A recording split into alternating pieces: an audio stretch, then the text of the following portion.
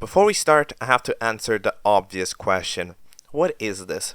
Well, when doing object catch-up, I found that one of the things I've started to feel with it is that it kind of started to pick itself up like a journal, right? Like a journal of my experience. I started only having watched like 20 Object Show episodes, and then I wrapping it up with currently over 1,000 watched, right? However, also, I say one sentence titled, "We will get to it all." That means that at the end of the day, there's no filter. I'm supposed to watch everything that has come across by the rules. And sometimes what comes across by the rules is not something that I want to directly support in terms of giving positive and shining the light on it in the same way as I do a bunch of other series, right? However, I think that just taking these and ignoring them would be wrong. It would be incorrect for me to do, because I could watch it privately, but then it's ruining the journal aesthetic of like, this is my journey, right? As well, like I'll be able to look back on this in the future. It's like, this is when I watch this, right? But and even then, I still think that these shows, there's a lot of separating the art from the artist that you can do, especially with how collaborative it is and how not everybody who works on these is necessarily a bad person, right? Meaning that, like, in general, I want to also be able to still discuss these shows from an entirely in-universe perspective, alright?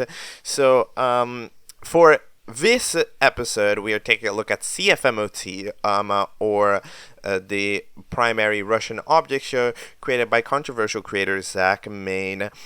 Again, I believe that ignoring the show's existence and just having gone on with episode 75 with the next one over on the list would have been disingenuous at the end of the day, because it's not true, It's the specials are supposed to be the next biggest object show on the list, and it is undeniable that C.F.M.O.T is one of the biggest object shows that there are. It's the biggest international object show.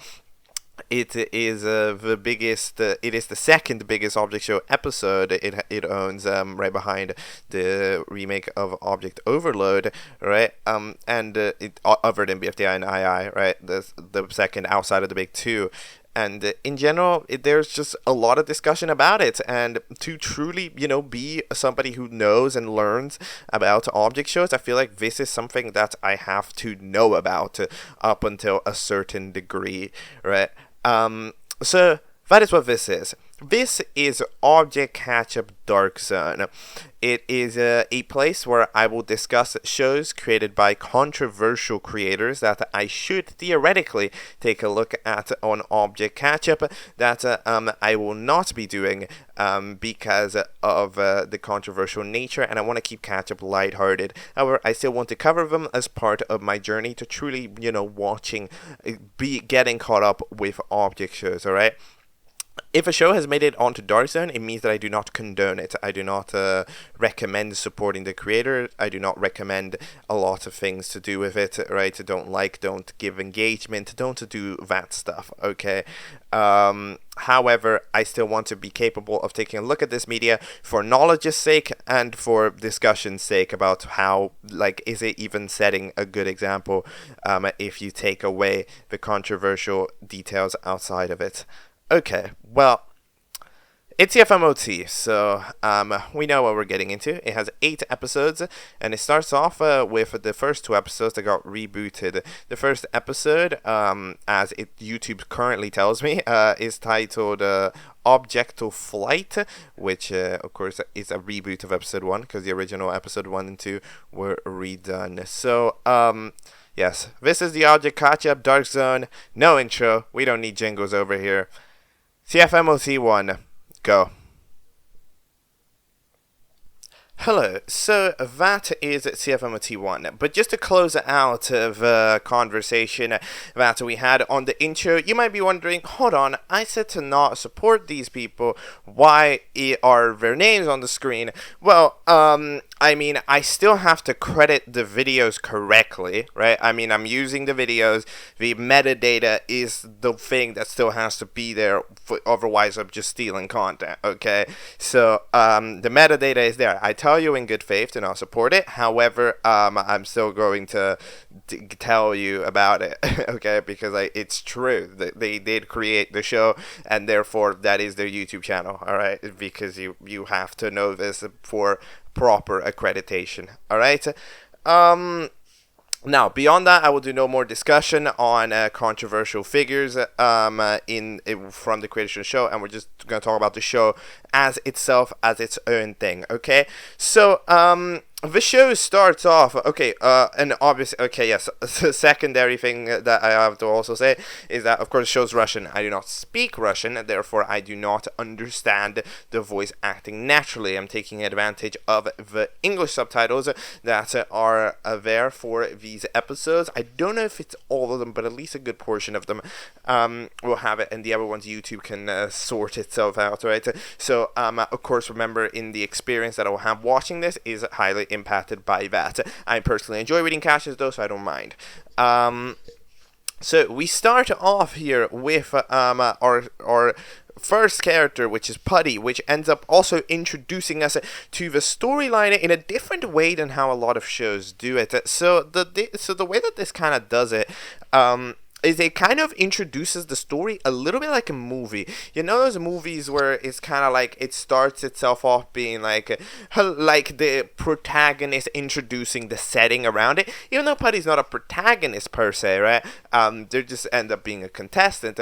They're the ones that kind of drive home this narrative, so it has a very like movie-like start, right? Or like it feels like it's different to how a usual show does it, because a usual show just does random, it tends to just do mostly random interactions that the characters are having until eventually something happens. However, here you'll notice what's going on. Putty finds this newspaper that apparently allows you to give they can give 1,000,000 of thousands. That is how the subtitles are very specific in how they say this. 1,000,000 of thousands. I don't know what that means. You know, like 1,000,000 of thousands? Is that just like a billion? 1,000,000 of thousand. 1,000 millions. Well, like... Or like, no, 1,000,000 thousands is different. I don't... like, it's kind of one of those things. But I don't know. It's a lot... It's a lot of, okay, that does sound like a lot. But yes, you need to solve the crossword / just general puzzle. And therefore, while Putty's doing it, Putty is slowly asking answers to various dilemmas to other members of the Grasslands. Shows being set in grass moment. But yeah, so they end up answering a bunch of questions to some fellas. So they start off asking Knifey, and this also acts as a relatively smooth way to introduce the cast members here. Of course, again, you need to remember that this is a reboot, so this is the second go around that we've had that the show has had to actually try to, introduce the concept of the show itself, right? But yes, we end up having of them, slowly walk up to each character and to get their own answer, and you can see how they reply, right, is directly more influenced by their personality.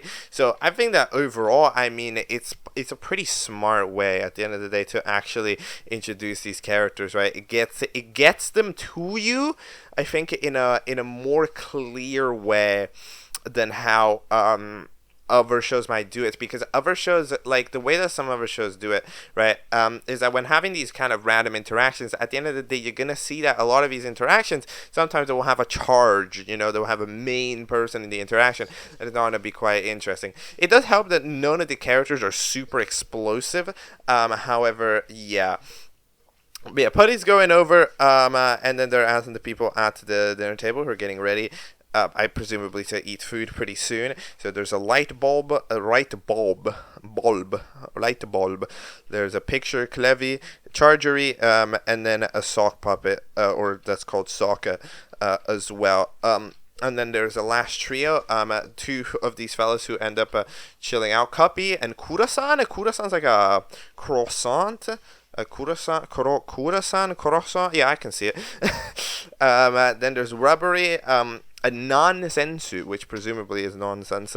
So yes, they introduce like, yo, we're trying to do this for a million of thousands. So then all of these four lock in and manage to figure out everything pretty quickly.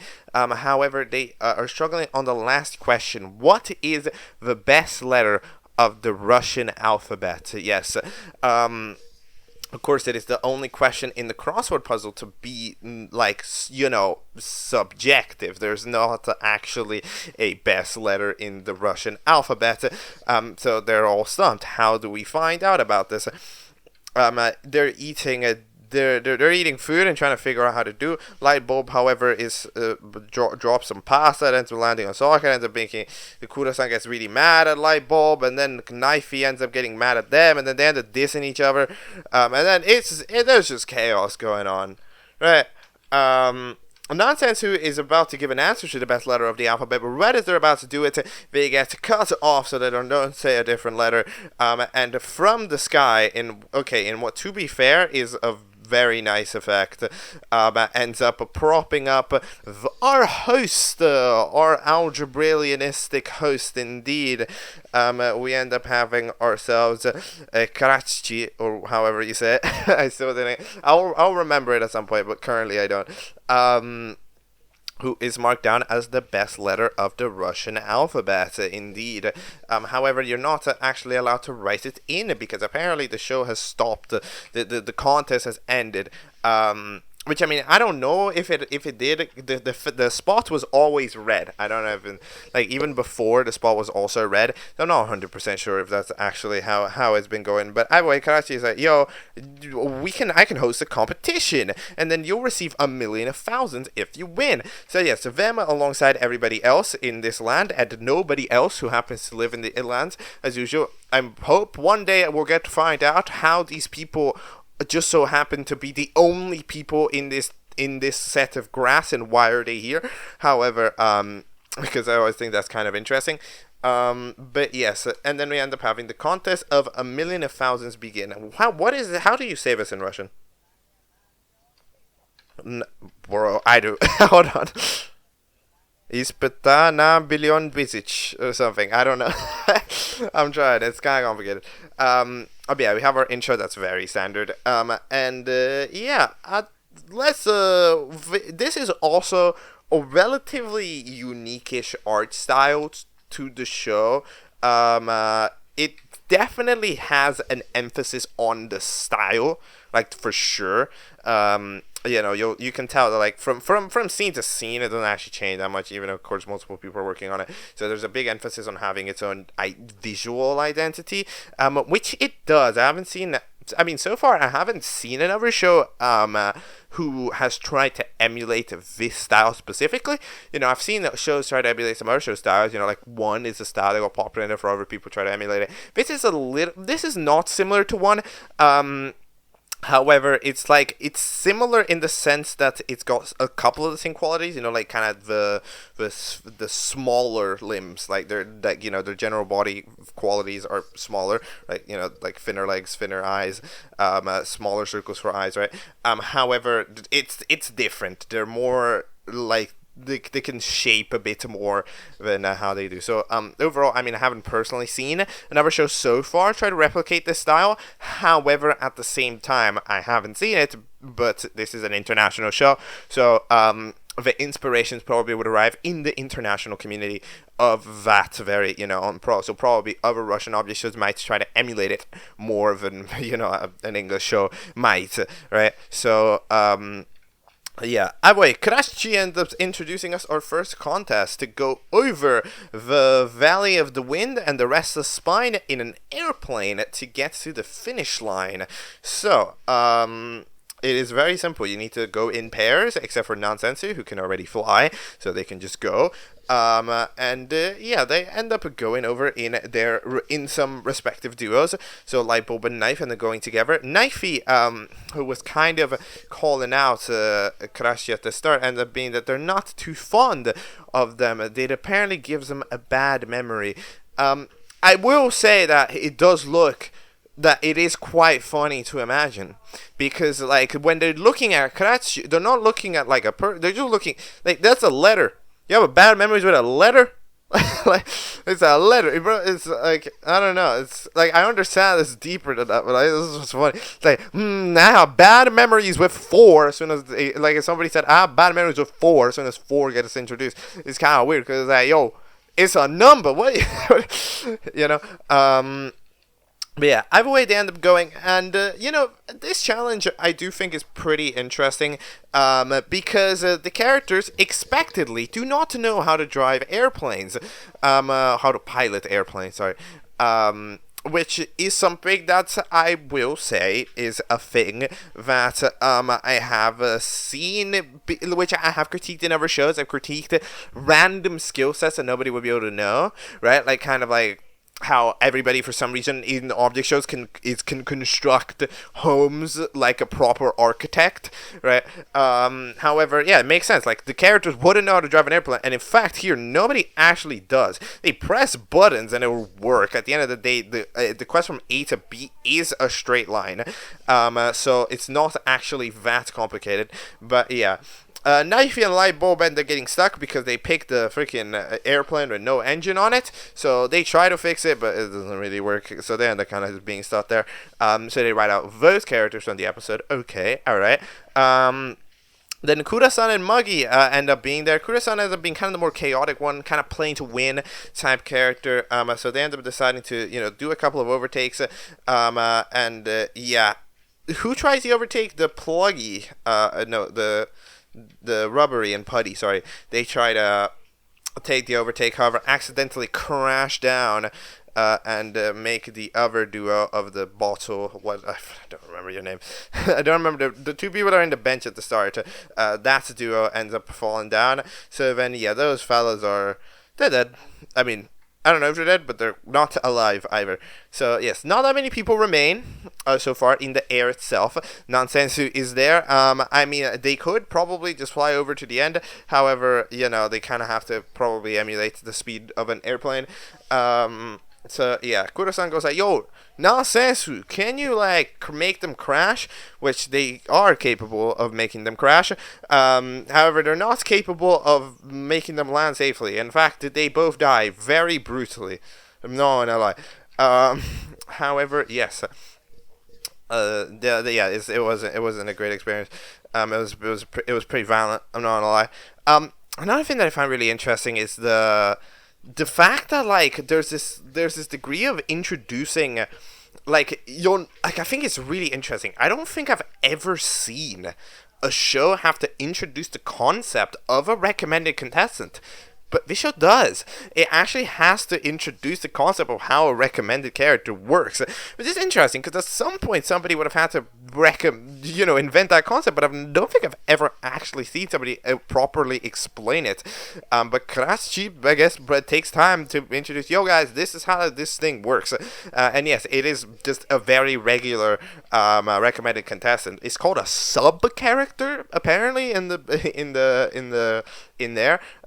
At least that's what the captions call it.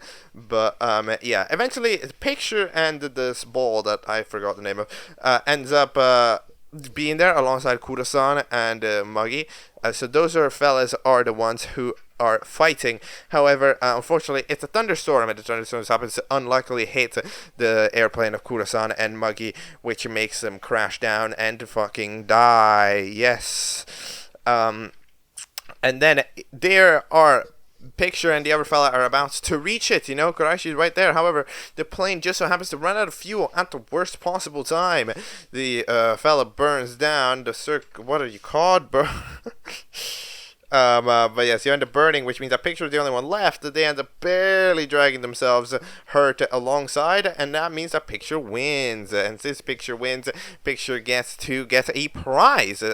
Yes, everybody else is not up for Elam, which is interesting. I mean, it is a reboot. However, at the end, the people still need to get eliminated.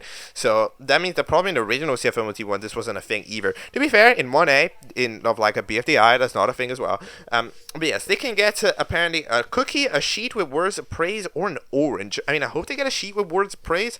That's probably the most useful, not the most useful prize, it's the most logically make sense prize. I'm sure the orange is actually probably the strongest orange of all time. But yeah, it's something. And there we go. That is episode 1. We end up having the final scene of the fellas doing it. I must admit, if there's one thing from this art style that I do like quite a bit, it's nighttime. I think they made nighttime look very nice with that like gradient of dark into brighter, and then the stars. I do think that looks quite nice. All right, the second reboot episode of C.F.M.O.T is titled "Pay or Die," according to the English caption equivalent of it. Go. Alright, that is C.F.M.O.T 2 Pay or Die reboot, you know, the second episode of the reboot. So, I mean, I'm not gonna lie, I think that this show is quite interesting. Like, it's not just popular because it's international, right? Like, it's one of those things where it's like the fact that it's international, of course, helps, but at the end of the day, if you just make a show that would be like exactly BFDI, however, in Russian, it wouldn't be that interesting because you just watch the real thing, right? However, I think that this show does do a solid job in taking a little bit of a different approach. It's like not exactly the same. And it raises questions that, you know, certain shows don't necessarily ask, right?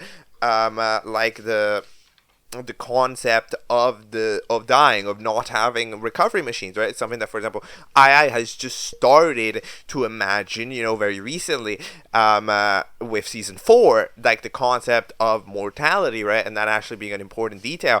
However, like in this episode, you can really see it be proper, that it's like, yo, this is a thing, you know, these like they aren't supposed to have recovery. That's not what they're originally meant to do, and you can see their shock, right, in the scene where we get to hear that the characters are dead, because I know they shouldn't have died, right? But because they can die usually. Of course, in this show, we are taking the possibility of the simple, like we're taking recovery, right? Because Kraschi can do it. However, like, it's still interesting, you know, to deal with the question that these characters, they're not necessarily super used to it, right? And therefore, same thing goes with, for example, the character that burned on fire. They're not really used to having experienced that amount of excruciating pain, right? So, like, that is an interesting. So, at the beginning, we end up having the initial scene with the fellas that dropped down in the tree, which didn't die. They just got to sleep in the tree and were unconscious. Charmy ended up being super upset.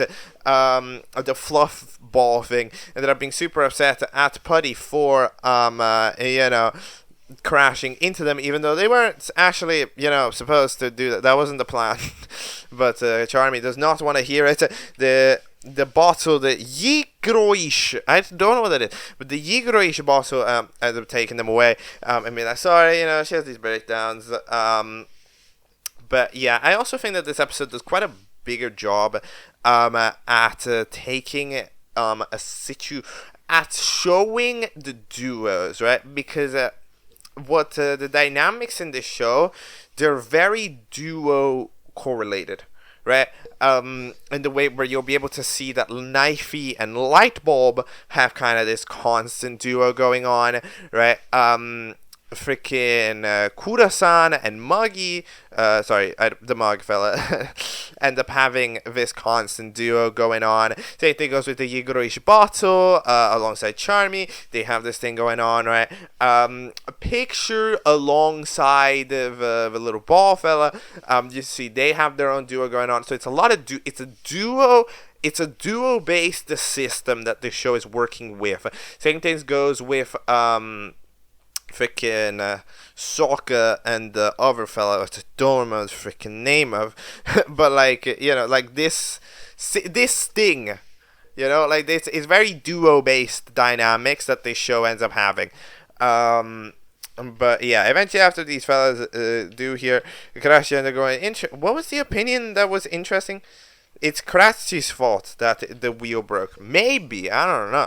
But yeah, we end up having some fellas. Putty ends up deciding to switch the voice act. Oh, gosh.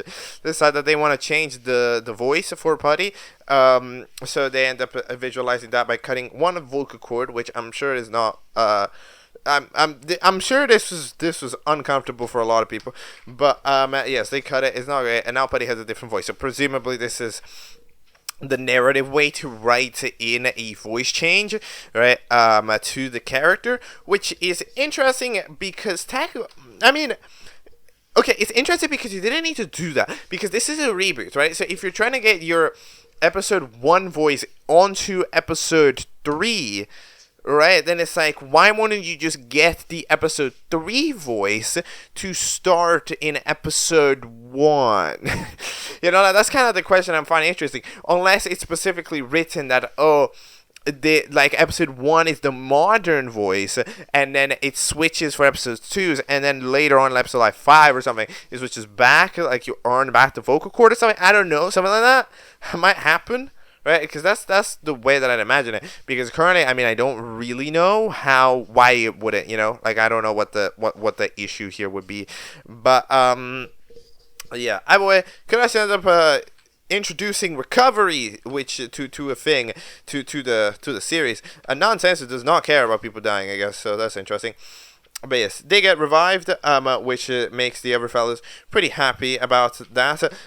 Kura-san is going, if we can be revived, then our lives have no value. Yes, because Kura-san, again, as I said, they're the evil one in a way, right?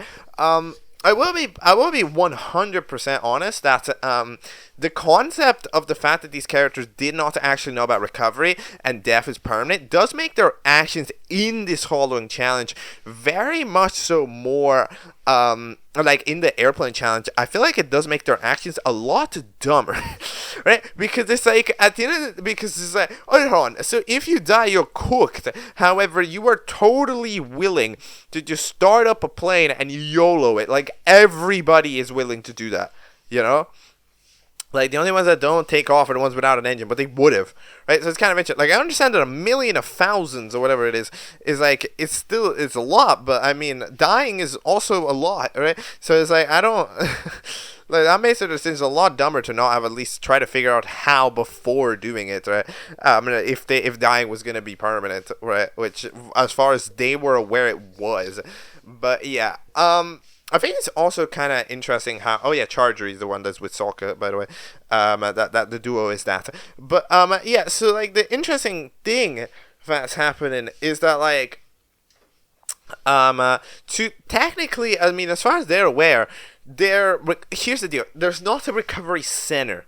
Right, that's the situation. The recovery is entirely reliant on Karaichi, which means that if, for example, Karaichi doesn't want to revive someone, they won't, and therefore, also, if this show eventually ends and they leave, then that also means that mortality turns back on, right? They need Karaichi to be around for the character to get revived. Therefore, that's, for example, if a character gets eliminated. We don't know what happens if a character gets eliminated because the character hasn't been eliminated yet. That's also true, right? We don't know if the character here is going to get eliminated. That's not a question that we get to answer. We have had a viewer vote, but we haven't had like a viewer vote in terms of elimination, right? So yeah, we end up having, what is the name of this book? Clevy. I will never remember. I don't know why. They end up earning an orange, by the way, as their prize. Which good job, I guess.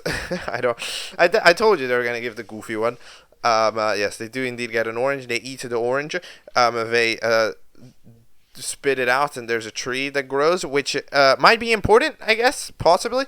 We end up having some art that gets made, apparently. So, like, you see, this is, like, this scene, some scenes are entirely here for characterizational purposes, like this bottle, right? You get a bottle being an artist, and then Picture, who's, like, I guess a student of the art, is trying to make art, and however, you get to see Clevy be like, you didn't show that to me, you showed that to them.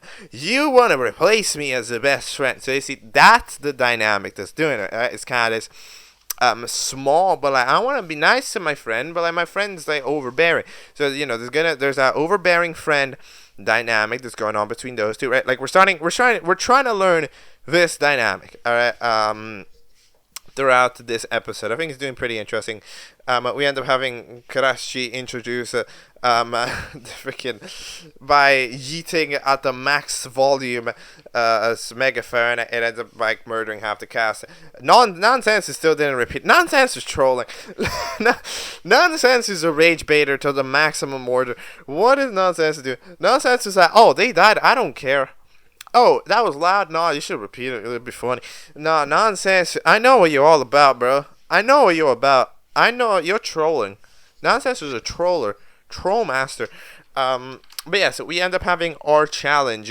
So our challenge is to get 5 metal things in the freaking detector. All right. Therefore, if you do it, you will be safe. Last person to get safe. Something happens to them. I don't know, but they will lose. Yes, the last contestant will lose, whatever that means, right? Apparently, they get a couple of lollipops that get turned into metal. So 3 characters get 5 coins to start. They end up being Shelly and Clevy, oh my god, and Picture, and as well as Sokka, who end up being the lucky ones. So mostly characters end up trying to figure out. Well, okay, the character with the coins in the clash in the min, except the Charger goes like, Sokka, you don't need to clash it in because you already have it. And Sokka just goes like, okay, I mean, I guess I won't move, which is kind of like, what? So just go put it in and then come back. It's not Sokka. I know. You're the silent character, okay? You're the character that doesn't speak. You need to take tips from Teardrop. You need to understand, you could do things.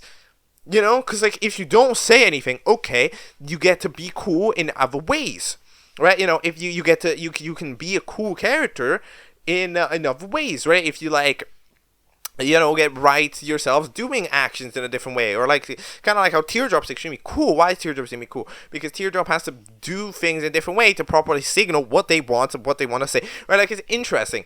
At the end of the day, however, Sokka is just a character that A doesn't talk and B doesn't even move. So it's you just don't like. Come on, bro. Come on, do something. But yeah, some other fellas end up doing that. Charmy yet again ends up crashing out. But yeah, Kuro-san. Yeah, okay, so hold on. What are these dynamics? So both the Kuro-san and Putty. No, not Putty. Kuro-san and the freaking. What is the mug called? And Copy dynamic. Yes, Cup. As well as the Yigoroish and Charmy dynamics. They're both quite similar. They kind of like overly dangerous fella with overly calming presence to the side, like kind of how like Cuppy and Yigorish Bottle both have this kind of calming presence to them, where it's like they try to de-escalate everything, and then the other fellas, they feel it a lot and they want to not disappoint this what feels like a presence of authority, so they both go like, okay. So they chill out, right? So they kind of end up being a duo. So they both end up, like, both Cuppy and Yigorish Bottle, and they're kind of just hanging around because they end up being like, okay, I need to sort this guy out, right? So yeah, those are quite similar dynamics. Putty's the only one that doesn't have a direct dynamic. Putty has the most similar dynamic with Rubbery, I would say. They're like the duo mostly of the time. However, Putty is the most technically like a spread out character in the sense that they move around as much as Paul. Like they've spoken to the most amount of different people, and they seem to get along with the most amount of different people. Apparently, there's a screwdriver that's sticky. I don't know what that is. I'm gonna be absolutely for real, but Putty's not a fan of that. So okay. They end up taking a couple of caps, a cap collection with about like 26, and they had to both all go in there so they can claim it, which is fair. I mean, of course, there is the detail that you maybe wouldn't want to lose your collection. Yes. However, if you don't want to lose your collection, however, like it is true that you can probably just go claim it back, right? I mean, we don't exactly know how this machine, they don't exactly know how this machine works. Just so that you put the machine and it drops down. Like it's really not that. It's actually hilariously simple machinery, and it's extremely simple to cheese. You'll notice what USB ends up doing. that they end up just plugging the USB into the port, and they end up just filling it up, just waiting until 5 gets counted, right? Because it counts every like second or something. So then Charmy ends up doing the same with their metal thing, and it also ends up working, as well as eventually Igor ends up also using the same thing to claim their own victory, right? So yeah, some things are happening. Yeah, that's a kind of being a cheese. Somebody else ends up cheesing it as well. I think it's Knifey at the end of it. But yeah. Either way, then we end up having a little pause from Crashy over there in the room. This is the room where the book came from. But they pretty much are like, yo, why were the first 2 episodes remade? So okay, so the captions say the main goal was to change some of the events taking place in them. This had to be done as quickly as possible in order to avoid innuendo and logical inconsistency with subsequent episodes. What? To avoid innuendo? Huh? Okay. A gap in quality of the drawing was slightly smoothed out, but the next 2 episodes will look worse, so don't be scared. Look, I think this is a good, it's a good tip to give, I personally think, to actually like go like, hello, this is a remake, so when you get back, the quality will be like, it's a direct warning, that you have to do. We saw, like, for example, Object Cringe did something kind of similar with the way that I said, yo, these next ones are going to be lower quality, so directly wrote it in to the way where they end up losing their budget, so that way it's like, oh, that's why the next episodes are lower quality, right? That makes sense. And I hope that II does something similar, if they want the II Season 1 remaster to truly replace II, Season 1, as they seem to plan to want to do, they need to think about the fact that the Season 2 first batch of episodes is also relatively low quality, so they're gonna need to kind of like find a way to transition into it while being honest. So yeah, that it's gonna actually be quite interesting to find out. But yeah, eventually Knifey decides, yo, if I just chop this up, if I destroy this machinery, maybe nobody will win. So, after considering some other options, so they end up doing it because the fellas that end up because Sokka for some reason won't fucking claim it before way too late. And yes, Knifey eventually glitches out and manages to get 9 billion points or whatever it is, infinity points. And they win, which means that Sokka loses. Hold on, okay, wait a minute. When did Nансенсу get 5? Wait, what? Hold on. Wait a minute. When did that happen? Wait, that didn't happen. Wait, did it? Wait, when did Nансенсу get 5? Yo, hold up. Because Nансенсу wasn't in the... Wait, hold on. Am I blind? Wait a minute. Am I dumb? Wait, hold on. Am I like... Wait. Hold on. Was Nансенсу with the truck alongside the others? Oh, they were. Oh my god. They didn't do anything in that scene. Okay. They don't show up in the scene. Okay, that's why I got confused. They show up once when entering, and that's about it. Okay. Look, I think that's fair. Anyways, we end up having... It kind of ends up being up in the air whether Sokka got eliminated, because, like, it ends up going, yo, will they be safe or eliminated? You'll find out, which is interesting, because, I mean, there's not... Like, people aren't up for voting, which means that, like what happened in the original C.F.M.O.T 2 must also not be a voting, whatever it was, because it's like, if episode 3 starts in with a vote count, then that's gonna be weird. So I don't really know what's going on. My presumption would be that yes, because it'd be kind of crazy if we go on up until episode 4 without an elimination in the Object Show, right? Like, that's like, oh, like, bro, what are we doing? But yeah, I mean, I don't really know. We have all of the recommended characters. Putty ended up claiming their collection back. Yeah, it makes perfect sense. You could do that, and therefore you will. And therefore, it's time to officially go back to the past, because it's time for episode 3, which released 6 years ago. Just a reminder, the reboots were 3 to 2 years ago. Starting episode 3, which is not directly translated by YouTube. However, Google tells me is that it's called "We Will All Be Eaten." Okay. Alright. Let's go to it. Let's see what we think of it. Let's see how the show was. Alright. Alright, episode 3, there it was. So, indeed we have quite a change. Like, quite a significant change, in how this show, operates. There's an interesting... It switches up in just kind of general ways that you won't, like, you kind of have to pay attention a little bit to notice, like, because this art style, like, you'll notice, this art style is different, but it's different in a way that's hard to pinpoint. Because if you just tell me what is actually, because, like, if you ask me, is this art style different? Yes, it is. First of all, it's more varied, right? The art style for the 2 reboots there, it was much more set in stone, like, yo, this is that.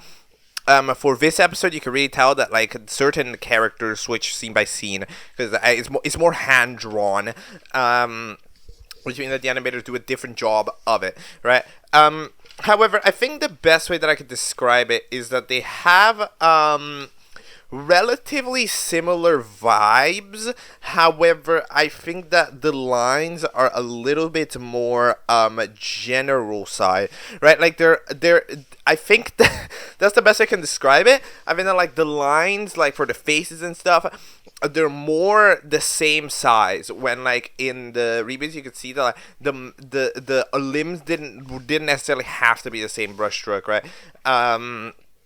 And they could be different sizes, but in this show but in this, like, they feel more generalized, because other than that, certain elements like the mouth and the hands actually remain quite similar, and certain assets are very similar, like the light bulb, which I can't even tell you what changed. However, yeah, we end up having the beginning of the episode. So what happens at the beginning of the episode? We end up having that pine tree that spawned in throughout the orange in the last episode, and the crushing rubbery, which is not a great experience. And it gets a leaf on them. We have the intro. The intro's basically not changed as well. And then everybody's, going over to eat dinner together. Lightbulb wanted to make some rolls. I guess they don't like sushi over there, so sushi haters. And eventually they get to eat sawdust instead from Karashi, which ends up doing that. It's not exactly, but apparently it's better than rolls, so, alright. And then after that, we end up having ourselves the challenge. So, the challenge. We don't know what the challenge is, but, no, not yet, because first, one person gets to be safe from the challenge automatically. They don't actually get to do much. They just get to live there and be safe from moment as they get pulled out of the book. I don't know what this book is called. It's called Gishiki, apparently. But yes, this time you'll all pull a triangle except for the person that pulls a rectangle. They will be safe. This book feels way too important. I don't know. I'm suspicious of this book. This book, like, it's appeared 2 times. That must mean it's the most important book in the entire World Wide Web, right? I mean, it just has to be. So yeah, that's what they're doing. And then we end up having that the safe character ends up being Chargery. Yippee. So yeah, we end up having Sokka be back. Because, like, yo, shouldn't we do the elimination, whatever the hell we were supposed to do with that? But then, yeah, Sokka is here. However, Sokka proceeds to eat Chargery as a proof of concept, and they become an evil murdering machine that will eat everybody. Challenge, survive. Look, I would have originally said that this is an animatic battle. However, at the end of the day, look, this is so old. This is 6 years old that it's actually not. It's a unique idea for itself. But, like, yes, we end up having the challenge itself. So, there's a couple different... Okay, there's some mildly switched up dynamics. The dynamics in this episode, they feel quite a bit more differentiated than how they usually did. There's a couple of characters that I think especially feel very different. So, the first character that I would say feels different is Nансенсу, because videos don't care about anything. And I mean, like, I understand that is what they were doing with Nансенсу a little bit in episode 2, right? Oh, I don't care about the death. But it was so slight. In this episode, Nансенсу does it like 7 times. And it's like, no, you need to, like, you care, like, at least in the first episode, you cared a little bit, right? Like, we pretty much just turned into 8-ball, right? Like, to the levels of not caring about anything. And it's like, bro, I mean, Like, it's a bit of one note, don't we think? So yeah, Nonsens is definitely one that I think has taken a massive downgrade. You know who else I think has taken a massive downgrade? I think it's definitely Yigoroish. Yigoroish, well, it's a downgrade. However, it's more so, it feels like it's actually swapped. Because in episodes 1 and 2, you see Yigoroish as this kind of, as a very collected person. Like, they're very collected in the first 2 episodes. You know, like, they're sad a couple times when they found about death or anything. But, like, in general, they're very collected, right? And they are the one that lead Charmy to normality, right? However, in this episode, like, the reactions are actually in reversed, right? Like, Charmy has an idea that, I mean, I'm not sure if it would have worked, but, like, it's Yigorish that acts unnaturally by completely not following it, running, right? And then proceeding to, like, proper, you know, be like, oh, hey, there's a puddle, be very wary. And then they proceed to immediately step into it, right? Which makes them look like the stupid one in the duo, right? Which is interesting, because, like, that's the other way around. In episodes 1 and 2, you had Yigoroish sort of getting Charmy to normality, you know, bringing Charmy up to sociable, while in this episode, it's Charmy that has to try to bring Yigoroish back to sociable. I mean, they fail completely, because Charmy's still, you know, Charmy. However, like, Yigoroish has taken a massive dum-dum pill in this, which is interesting. I mean, of course, you do need to remember that, wow, we're not taking, like, the reboots are taking a massive chill pill. Yigoroish is just like this from the start. Okay, like, that's what we need to remember. Also, interesting debate, the tail that Charmy has in this art style is just black, which means that, is it metal? Like, was it metal back then? Because, of course, that's how Charmy ends up, of course, winning the challenge last time. Then I'm interested in how the hell Charmy would have won the challenge in episode 2. I have no idea. That's interesting. But yeah, then there's just kind of the general vibe changes. Like, this show still manages, like, this still definitely had an identity. However, you can tell that it was different. It was different by quite a margin, because this focused a lot more on music. There's a lot more emphasis on music. There were, like, different quote-unquote montages. I think about 4 throughout, where something happened while music was playing, and they just let that happen for about 7 seconds, or roughly, to allow for the music to play out. So that is one thing that they did way more. Or, like, in episodes 1 and 2, I'm gonna be honest, the music, I pretty much did not think about it. I literally only thought about, yo, what music was I hearing before? When I noticed it here, because it's completely a non-detail in episode 1 and 2. I don't know if it's original track. I have no idea. I'm gonna be 100% honest. I don't know. But, like, it's interesting. The music also, you know, being from more international, being more meme in a way, of course, not memes that I know, but being more meme, right, ends up having a little bit more of an effect, of course, on the general vibe of the series, sending a little bit more towards jokey, because it's starting to do jokes by reference, right? For example, there's a scene where we end up asking, hello, what was the host be a B for a limited amount of time, and it has 5 letters? Donut, yes. But like you see, it's a joke by reference. And yeah, the general art style also heavily started playing more on Google, on images. You can tell grasslands, they look real because they're grabbed off real images. Same thing goes for the van. The van is a real image. The house is a real image, right? Like, it's taking more honesty in actually having real images of bushes and stuff. Rather than it being completely drawn. So, like, it's different than how it usually would, like, it's different, basically. Did you know? But yeah, like, so it ends up having a different art style for sure. I can see where the reboot takes its art style from. Like, I see where it takes the ideas from. However, it just pretty much tries to make it as requiring of general other stuff, right? Like, it doesn't try to make itself completely free of stock imagery, completely free of other people's music, right? And that's kind of what the reboot decides to do. which is alright. I'm not sure why this is the point of stopping, because it still feels like this episode absolutely could have been due for a reboot. It wouldn't be wrong, to be honest. I mean, it's watchable, but I don't think 1 and 2 were really bad. I wouldn't actually guess that those 2 episodes would have actually been that bad. So would have actually been that different. So I don't know. I feel like this one could have probably still had itself reboot mode.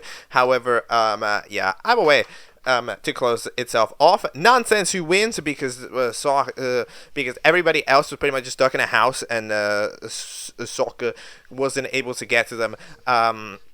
Until eventually, of course, they got freaking shaken out of the house. Everybody got eaten except Nансенсу, that was at the top. Soccer gets voted to survive by everybody, but now there's an actual vote to eliminate. So episode 4 is going to be the first elimination of the fucking show, which is crazy. You have to vote on VK, bro. That's crazy. That's crazy, bro. You have to vote on VK. Oh, I don't even know how you. This is the freaking Russian social media.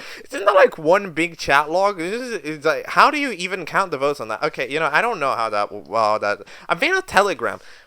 No, I'm thinking of Telegram. Telegram's like one big group. Yo, what is VK?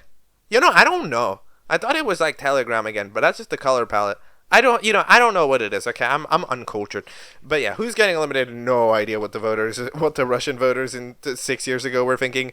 But yeah, we're heading into episode 4, which was released 5 years ago. So yeah, of course, we're slowly getting more recent.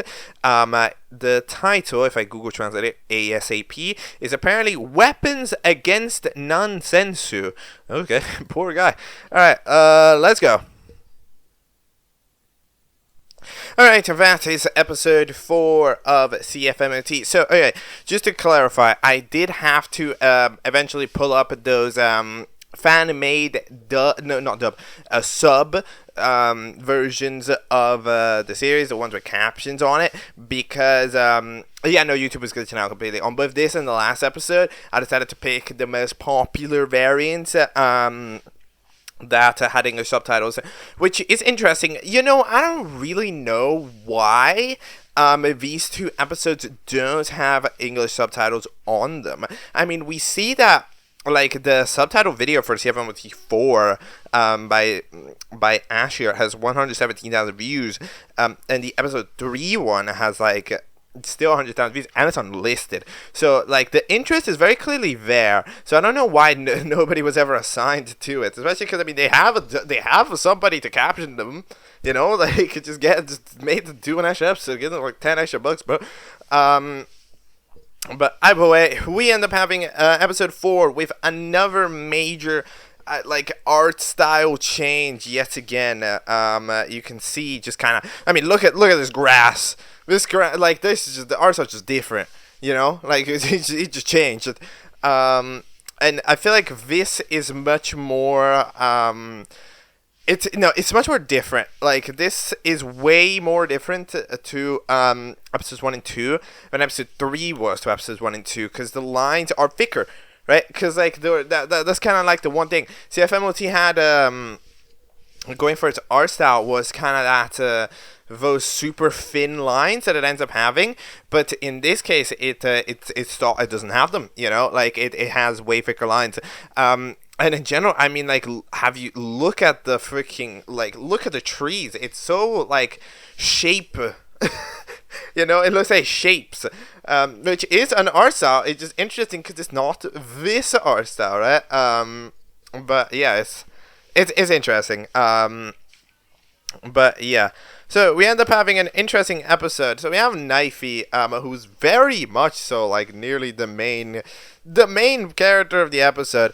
We end up having them sort of play the tough guy who cries immediately fella here. And again, like it's really interesting to proper try to clock in these characters, because like you see them in episode 1 and 2 and they're rewritten to be in a way. However, here it's like they're placed in a mildly different situation. I still believe that absolutely the biggest change in a character from those reboots to these 2 is that for Yigroish. Like Yigroish is so dumb here. in the nicest way possible. Yigoroishi in these episodes is like so made to just be like that super shy, super scared person. When in episode 1 and 2, they're made to be like the most logical, you know, like by quite a bit. Like it ends up being it's so different, you know. But they're like absolutely the main character in terms of like being sad. No, in terms like being different. Knifey's the main character in terms of being sad. Like they're randomly sad. But yeah, we have ourselves the first ever elimination of C.F.M.O.T. Kura-san is very worried because they think that they're getting eliminated. And yeah, is Kura-san different from their versions in episodes 1 and 2? I feel like they kind of are, like a little bit. Kura-san in those two episodes maybe felt a little bit more like danger guy. Here they don't really feel like danger guy, they just kind of feel like guy. they kind of feel like a different variant of like not Charmy, the ball, the fluff ball. But yeah, it turned out that the first eliminated contestant from C.F.M.O.T is Chevy, who gets eliminated. It's interesting as well because, like, I mean, to be honest, I think that makes perfect sense in terms of like in terms of like what I've seen. However, I mean, from episode 3, I didn't exactly gauge them being the character that was worse. You know, like in episode 3, they didn't do that much. You know, like in episode 2, you saw them kind of be weird. However, yeah, it's kind of different. But yeah, I mean, I don't know what Clevy did in the original episodes 1 and 2. Picture now has an image on them because they got rewarded it. And yeah. Oh yeah, another character that's different is Plati. Plati has massively showed out. Plati was very high energy in episodes 1 and 2. In this episode, Plati has like chilled. Like they just like, I mean, it's one of those things where it's like, okay, yes, there can be episodes where a character is less like high energy. However, it's one of those things where it's like, an episode with characters high energy is interesting, but I feel like their usual way of speaking wouldn't change that much. Plati is just quieter. Like, they just literally speak with a quieter voice, you know, which is interesting. So, yeah, we're trying to figure it out. But anyways, the next thing ends up going, that's we end up having 2 teams of 5 end up having to be formed before there's a little bit of a debate. You know, Putty's feeling bad. Oh no, I was mean to Knifey. I shouldn't have been to Knifey, but because you weren't even that mean. Rubbery was just friends with them, right? Yeah, apparently Kura-san, you know, they're just mad at them for some reason. But yeah, we end up having the challenge after the bottle is supposed to get all of them. Why? I don't know, but they're supposed to get it. And they do. I like how Knifey's debate is like, yo, I'll go if you let me drink you, which they do. They drink like a solid 60% of the bottle. I'm not Knifey, you were thirsty. Not good. Not in that way. Like literally. Oh my god, what am I saying? But yeah, you're kind of weird. But anyways, we end up having everybody here. So they end up splitting off into the 2 teams. What end up being the 2 teams? They end up roughly evening themselves out a part way. Team number 1 is called the Blooming May, which features. Hold on, let me try to find the full image. Okay, so this is the full image.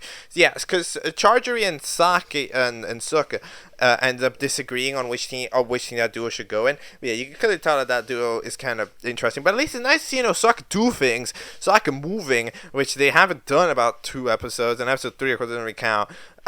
So yeah, and episode 1, yeah, they're the Blooming May, they're the bottle Knifey, who's just looking at the bottle the whole time. Light Bulb. I thought Lightbulb and Knifey were kind of, they were kind of getting set up to be an interesting duo, and even though like Lightbulb definitely is still kind of character that will be the least afraid of Knifey, they're really not that much of a duo as much as like was laid it out to be.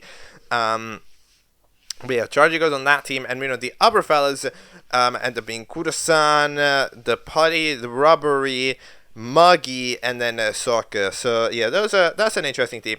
So anyways, their challenge ends up being to go to the top because there is a bakery over there, and simply get there first, your team's safe. It's at the top of a gigantic mountain though. I'm just gonna say, by the way, I'm getting so trolled. Like in like the past like 2 episodes, as soon as like the sub characters, as they're called, the recommended characters, have their own screen, like every single time I'm like, yo, wait, the episode ended? No, it plays in the middle like a random. But it's like, but the thing is like, oh, what recommended characters by random BTI too? Yes, but like in there they're in the universe. In here it just fades out and fades the screen of them, and that's what they do in credits, like that's not what they do in the show, right? That's kind of like different. But yeah, the challenge ends up being to go to the bakery over there at the top. It's apparently the personal affair that they were doing. It's interesting because, of course, I mean, when they said they were doing personal affairs, Karashi was blushing. However, like a blush here, you'll notice barely means anything. Like you can tell kind of by, like, it depends on the art style as well how much a blush means, right? Because like there's some shows where it's like, if you're gonna see a blush, something's happening. Like for example, right? If you're seeing a blush in inanimate insanity, something's up. Right, something's going on, like majorly. However, if you see a blush here, it's much more just like a sign of general awkwardness than it is a sign of anything like romantic or anything. Like Sokka, for example, in this episode, blushed as soon as somebody, as they said, oh yeah, but Sokka ate me. So there's like a mild blush there. It's just kind of a general sign of awkwardness is done in the art style rather than like too much else, right? So yeah, that's kind of what's going on. But yeah, they end up going. So the 2 teams end up going over to one. So one team, so Charmy's team ends up just going. Are you called Charmy? You're not called Charmy. You're, bro. I remember these guys' names and I don't, bro. But yes, they end up just running over, and freaking Kura-san ends up going like, yo, we are not fast enough, so we need to try to find another way. So they're like, yo, let's do the minibus, because we can drive to the mountain and then Nансенсу can get us up. Does that make sense? Yes, it does. It doesn't make sense. You could just skip the first part to have Nансенсу fly you up.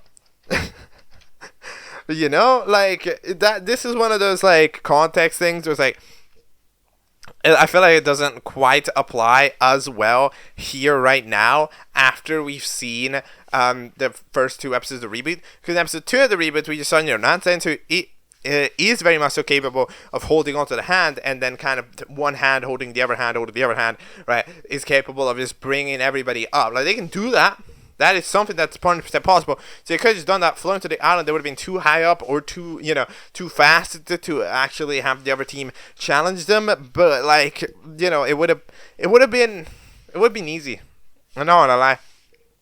It's quite an issue here, because I mean, Nансенсу could have absolutely done that. But yeah, we end up having, what did they end up doing? Oh yeah, they're using a funicular. A funicular. Now that's a word that's used. I feel like that's just like a ski lift, like. But either way, they end up having half of the other fellas go. Like, you see freaking this bottle. They literally close their eyes with their hands, and they get given a bow, and even Karashi calls them out for being super scaredy cat. They're not a scaredy cat in episodes 1 and 2. They're totally not. This is a new thing. Well, the problem is, it's not a new thing, it's an old thing. I don't know why did they mischaracterize this character so much? Like, that's crazy, man. It's like, she's so different. There's like no similarity. But yeah, they end up going over. And then eventually they end up finding the minibus, because they lost the minibus in episode 3 because Sokka was eating them. But yes, they go over, drive with the others. We apparently discover that Putty's minivan apparently got given by their uncle, so that's nice, I guess. It's good knowledge, we've learned something today. You can tell that, for example, this van is not properly designed. In the past episode, episode 3, you saw that the van was just a Google image. You see here the van is now fully modeled. It's actually that's a good model. I mean, no, actually, is it? The wheel's a little weird, but other than that, solid. I mean that it's interesting. This you can see how the show's kind of starts picking itself up, right? Like with the reboot, it's very much so, tries to cater to the modern-ish ideals, right? That the show wants to uphold in terms of how it looks, how it feels, and what it does. However, you can see it slowly earn its way up to where it is in now the set, right? I still absolutely think. I mean, this episode, for example, feels more okay, in the sense like it's relatively it's close to the length of the episodes 1 and 2 remake, right? Even though, and it's not, and this is a 4A, realistically speaking, right? Like the challenge doesn't end. They're doing that, okay. It's much more like proper in the sense that it's not really taking advantage of that much music. It has one scene compared to 4 or 5 from the previous episode, right? It is not using stock images, right? It's much more going along the lines of the custom artwork, which means that like it feels like it's taking itself in that direction. So I mean, episode 3 probably would have been due for a remake. I think, in my opinion, I would have remade episode 3. I think that makes perfect sense. I'm not gonna lie. I think that makes a lot of sense. Especially because they can write it so that the soccer thing makes sense. Because like in episode 2, you're like, will soccer be eliminated? Will they be safe? Who knows, right? But like they don't imply that there's a voting when there was a voting.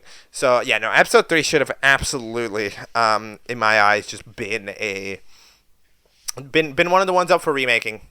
I think for this show, I would have personally done that. But what are you gonna do? We end up having ourselves the whole shebang. But yeah, the other team ends up going, alright, we need to stop Nансенсу, because Nансенsu is going to fly them up after they realize about the vehicle. They managed to somehow construct... What the fuck did they construct? They construct like a super machine that's like a picture of Joe Biden. That's a picture of Putin, okay? And it ends up being a crazy flying machine that goes by super fast, right? And then they use this machine to kind of land in the bushes. At that point, I don't know why they don't just use the machine to get to the top of the mountain. I don't know why that doesn't work. Like if you made the super machine that can do that, at that point you just freaking do that now. But okay, bro. So they ended up doing that. And finally, we apparently discovered that this flying Putin thing that got made from pretty much nothing, from a jacket, tie, and an endoskeleton from FNAF, ends up successfully managing to shoot and get Nансенсу decapacitated for a day. So now they get to run away and to try to make it, as Nансенсу gets held within Cuppy, who ends up trying their best to keep them around, right? Now, yeah, and then the episode just kind of ends. We apparently there's a voting in VK for something for new host, I think. There's 2 options, I think. What are these the 2 options? One of them is like a bucket, like a laundry bucket, and the other one is like a spray nozzle. I like the spray nozzle way more, but I mean, I don't fucking know, bro. But yes, you can join the VK. But yeah, don't join the VK. Don't join the VK. This is Dark Zone. I'm kind of been forgetting this It's Dark Zone. Don't support it. Okay? We're here taking a neutral perception of a show made by a person who's bad because it's useful to know because a lot of people know. Okay? Alright. That was the halftime briefing because there's like half of the show left to go. Alright. The next thing that we have to talk about... Wait, did I forget someone? Hold on. Did I forget something? Kind of? Wait, no. Wait, I swear I forgot something. Hold up. Oh yeah, I forgot. I wanted to say something. Is that at the beginning, Charmy was like super like, oh shit, we gotta do something. Wait a minute. No, hold on. Well, oh wait, no, it's the other one. Oh my god, I'm not paying attention. Yeah, Kuda-san said that they wouldn't be able to catch up on foot to Charmy. I think that that's what they said. I got it the other way around. For a moment I thought like Charmy said that the you know called Charmy. I don't remember what you called. And I'm going end up saying that Kuda-san was too fast, but no, it's the other way around. So that way they're behind, and they apparently feel that they're gonna lose. So I'm surprised that they haven't just tried to be creative in another way. Cause I mean their top two plans were both already cooked. So it's kind of complicated. Okay, episode 5. This one is like, at least the YouTube gives me an English version of it. It says C.F.M.O.T 5 new host. It was apparently also 5 years ago.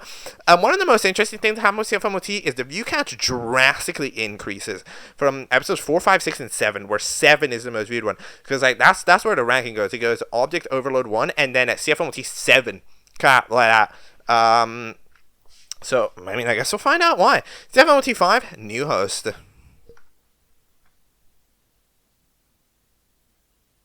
Alright, that is episode 4B of C.F.M.O.T. Now you might be wondering, hold on, that says episode 5. Who the fuck cares what the creator thinks? This is the Dark Zone. We're supposed to not respect them, okay? So we have here the contestants going on, of course, in the second half of the challenge. So, the fellas are trying to do a couple of things. Putty's like, yo, get rid of your liquid and you're gonna be stronger.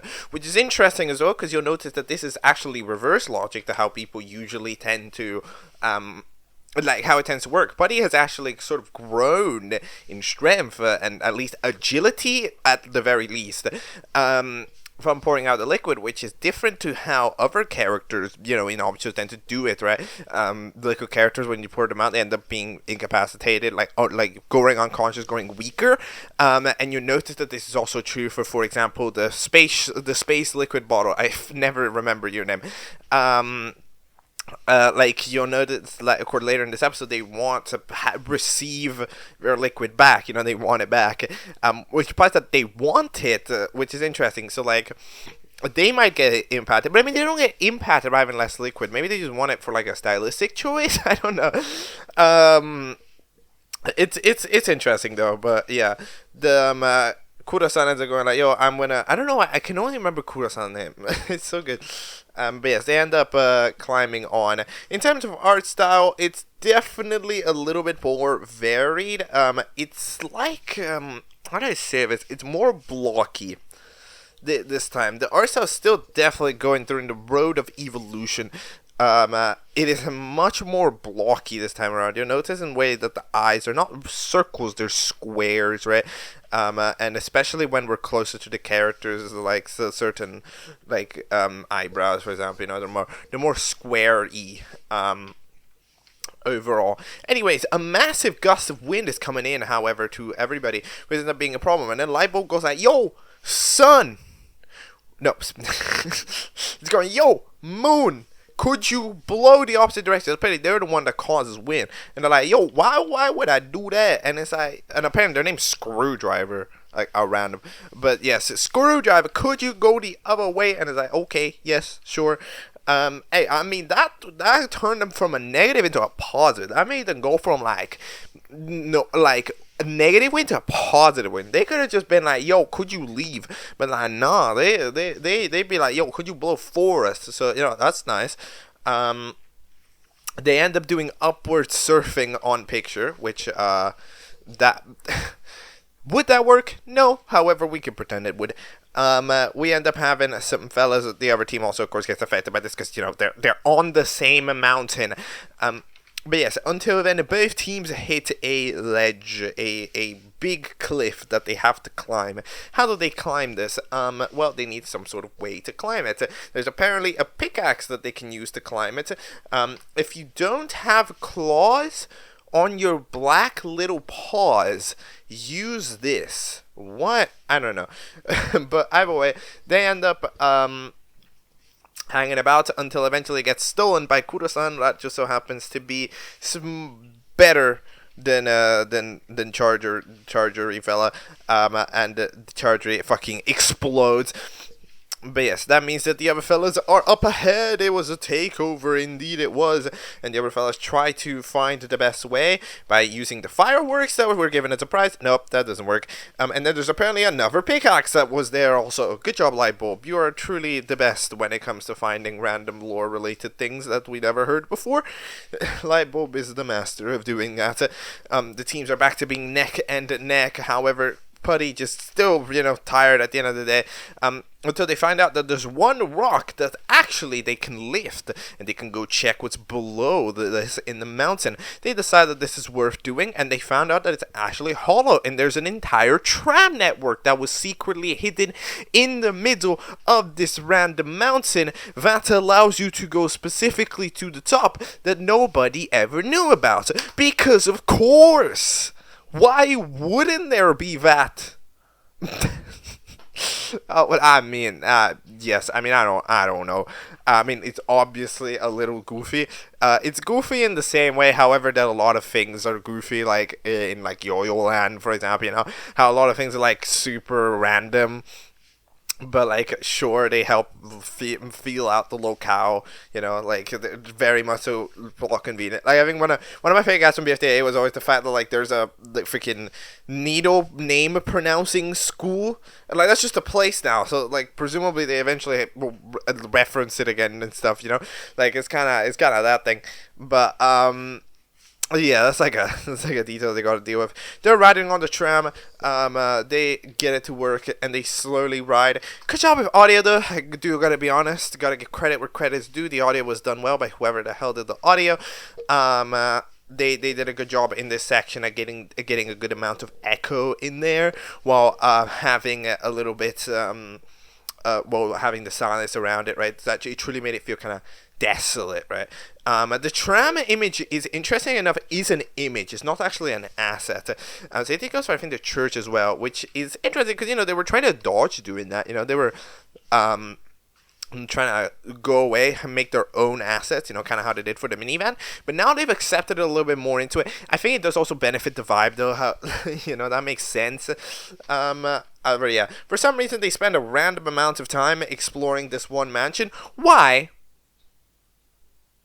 I don't know, but anyways, they eventually be like, oh yeah, we should probably go. They end up going. Yeah, I don't know what they were trying to find in there, but yeah, and of course, with all the flipping millions of times that they wasted, Kurashi, who was just hanging out there at the top, ends up going over, ends up getting reached by the other team, who's like, yo, I can sell you this one random thing for 5 silver coins, but then everybody goes, shit, we forgot we had money. We forgot we needed money, which yes, it's unfortunate. I mean, like, it's one of those things where, like, you needed to kind of have that extra line of thinking. You needed to have that person that just thought in at the next level, right? Because it's like everybody was like, you will need to, like, the challenge was laid out, you need to buy something for me at the top of the mountain. And, like, that's the important part, right? That's the top part, to the top of the mountain. Buying something is not hard. However, buying something still requires the thought that you're going to do it, right? Like, you need to have the money there. That way you can still buy a thing. Buying something isn't hard. You just need to know that you're going to do it, right?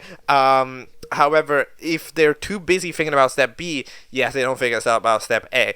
So this team absolutely gets cooked by this, and they're just trying to rush down and hope it works. And the other fellas also end up not remembering this, by the way. They're just lucky that Sokka ended up having money in there already, because remember in episode 2 where they didn't get to spend those 5 coins? Yes, now that's become useful. Let's go. Ayo, that's continuity. That's continuity from episode to episode. That is good. Continuity is good. Same things goes to like permanent character details, like the boss having less of it, the glasses sticking around. Like, at the end of the day, that stuff's important. They decide to go over themselves. Also, by the way, Nансенsu's back at that moment, which there's no way. It's not been a day. They were incapacitated for 24 hours, right? No, there's not been 24 hours. What the fuck you on about? Been like maybe 2. Like, nah. Not Nonsens. That's not true. Writing is absolutely a little weird, not a lie.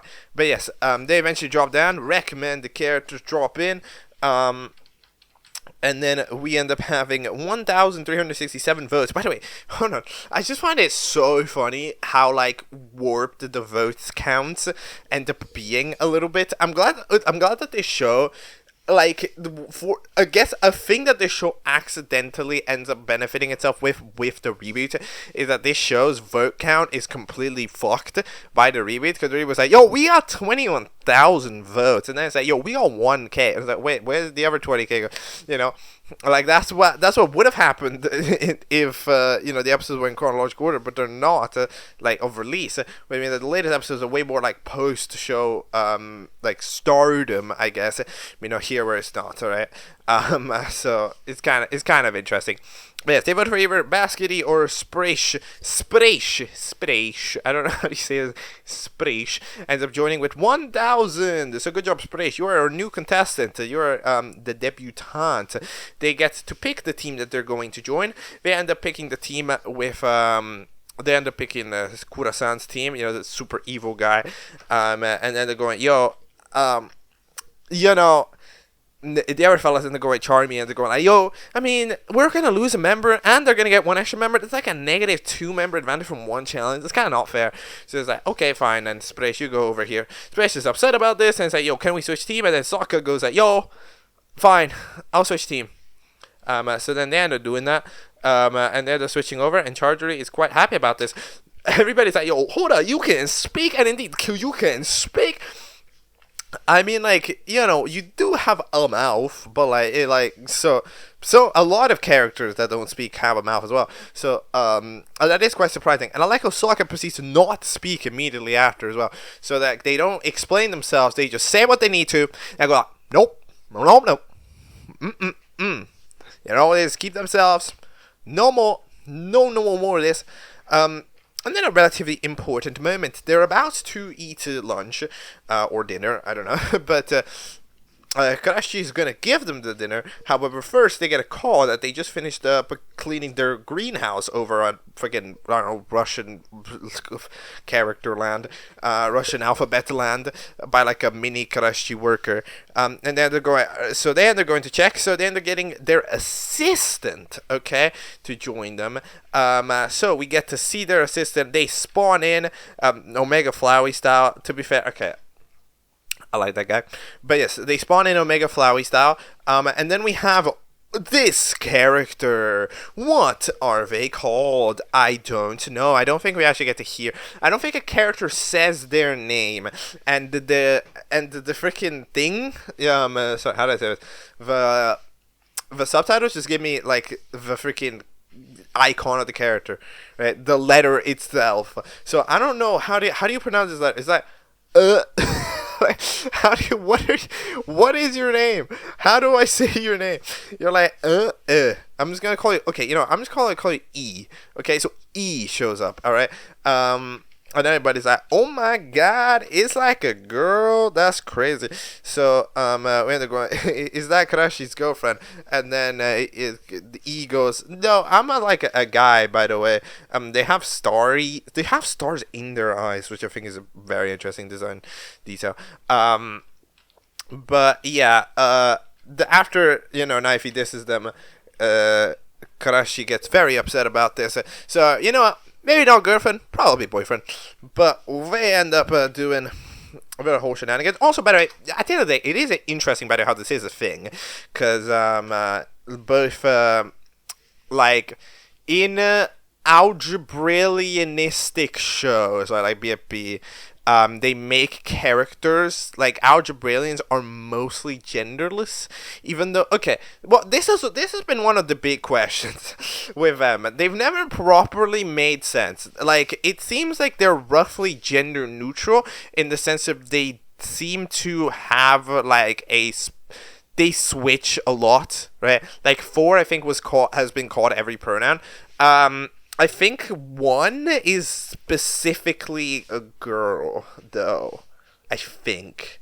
but not specific. I think they get called they as well. But you see, like, it kind of it's a depends, you know. I don't think there's one that's like is proper known. But like, I don't know. I don't pay too much attention to these because it's like it's in object shows. It's kind of like a thing about it that's really hard to know. Right, like that's kind of a thing, and people think it's cool. So like, at that point, it's kind of like I don't know. All right, but yeah, it's interesting how this show doesn't do that. You know, this show specifically was like, yo, this is a guy, okay. And so like, you know, hey, it's doing that. And yeah, they end up, however, being, you know, the nice little, again, they're like the nicer co-host equivalent that ends up making it. You'll notice that this is quite a nice. This is a nice duo at the end of the day. You'll notice that it just kind of works. I mean, it's not a duo because, of course, they take over rather than be duo. I mean, you know, they just make nice duos of kind of more get this show going. It's kind of rude, indicative host that gets them forcibly on the train tracks. However, the co-host is kind of like that more fallback. Like, you can fall back on a co-host usually, right? Where, like, they're a bit nicer. They don't have to be as harsh, so the contestants can kind of voice their concerns more properly there. So that's why, for example, they actually get the meals that they want. I know, right? I mean, I think they get the meals they want. We don't get to see them get the meals that they want, but yeah, they will presumably, maybe, hopefully get the meals that they want. But yes, anyways, you have to vote for somebody to get eliminated. Who's getting eliminated? Knifey? Maybe, I don't know. It could be. I mean, it's a vote to eliminate. People like Knifey, though. I feel like Knifey was one of the goats. But in a vote to elim, but Knifey's gotta still be here. No, I think because like as far as I'm aware, fake Knifey is one of the characters that people like. Maybe Picture. Let's say Picture, because I don't really know who it was. But yeah, you can vote on the fucking VK. And yeah, what's the post-credit scene? Oh yeah, the mini Karasi goes like, yo, I made you out of giant bushes. It's like, yo, that was cool. So you know what? That's at least like nice. You know, that's like a comp. We didn't go like that sucked. So hey, ayo, okay. Karashi might not be super mean. They might just be very mean, but not super mean. So that's interesting. Episode 5. And I'm just kidding. Okay, fine. I'll go back to how the show actually numbers them. Episode 6 is titled Deep in the Mind, apparently, according to the English. Okay, sure. Go.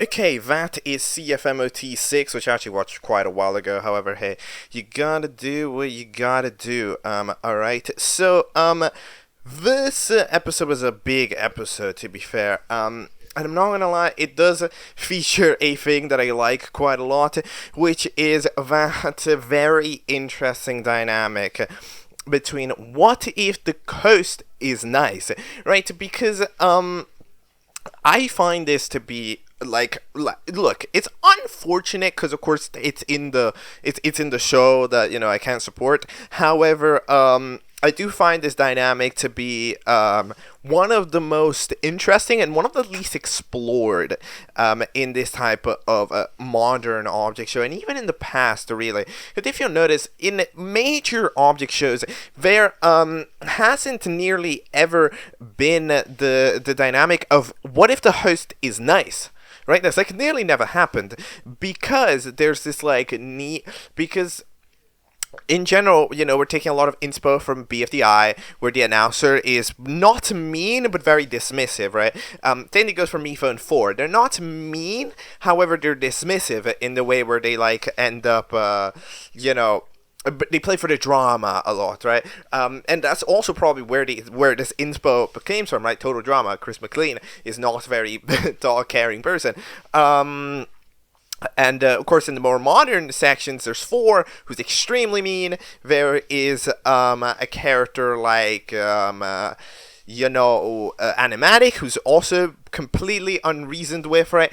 There's 2. 2 is the one exception to the rule. However, 2 has, like, in my opinion, has been sidelined so much in Teapot, both when 4 and X came along to host like half the episodes, then a bunch of other random episodes got hosted by other people, right? Just kind of like, and nowadays they're currently like in Depression arc, where it kind of is complicated, right? and 2 hasn't really felt proper. But those initial episodes, I did find them quite interesting. But yeah, I think that this episode here with this fella, we have quite. It's quite cool. I'm not gonna lie. Let me quickly remember your name because I watched it a while ago, so I'm not 100%. Yoshka is what your name. We didn't know what they were called before. But yes, Yoshka makes such an interesting situation because, as I've always said, I think that nice host gives respect at the end of the day, right? Because you're wondering, oh, these people keep trying to rebel against the host, therefore you can't have a nice host because they're just gonna rebel and take advantage. No, they rebel because the host is bullshit. Right? So if you actually go out here and place a host that is respectful to your thoughts, that is respectful to your opinions, and that tries to solve your problems, the people play along to the challenges, right? There's mutual understanding, right? Rebellion arises when there isn't mutual understanding. And that's not to say that, right, nobody would ever be able to exploit a nice host. I'm just saying that, like, in general, there's this mutual understanding. So the characters, they don't lash out at Yoshka pretty much ever, right? Unless it's for a protest, unless it's like Charmy, they will do that. But yes, okay. So let's start. At the beginning, we end up having the other team going to sleep. We know Kura-san and their team is still awake. Some of our fellows be like, we should like let them sleep. We should maybe go copy, especially once you go sleep. But the other fellows are first like, sprayish. Spray-ish or spray, I don't know, one of the two, ends up going like, you should tell them more about yourself. So apparently Sprayish is from the city. Yes, I know, the city. Because it can't be an object show without people that live in grass. And there's also a city that's far away that they can't go to for mysterious reasons. Have you noticed that's like all of them? Out of the modern shows, there's like so many of them.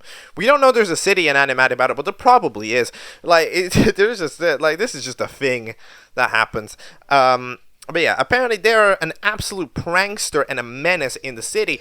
Just murder people. They did bad stuff for pranks. They're kind of for a prank, right? They're just that guy.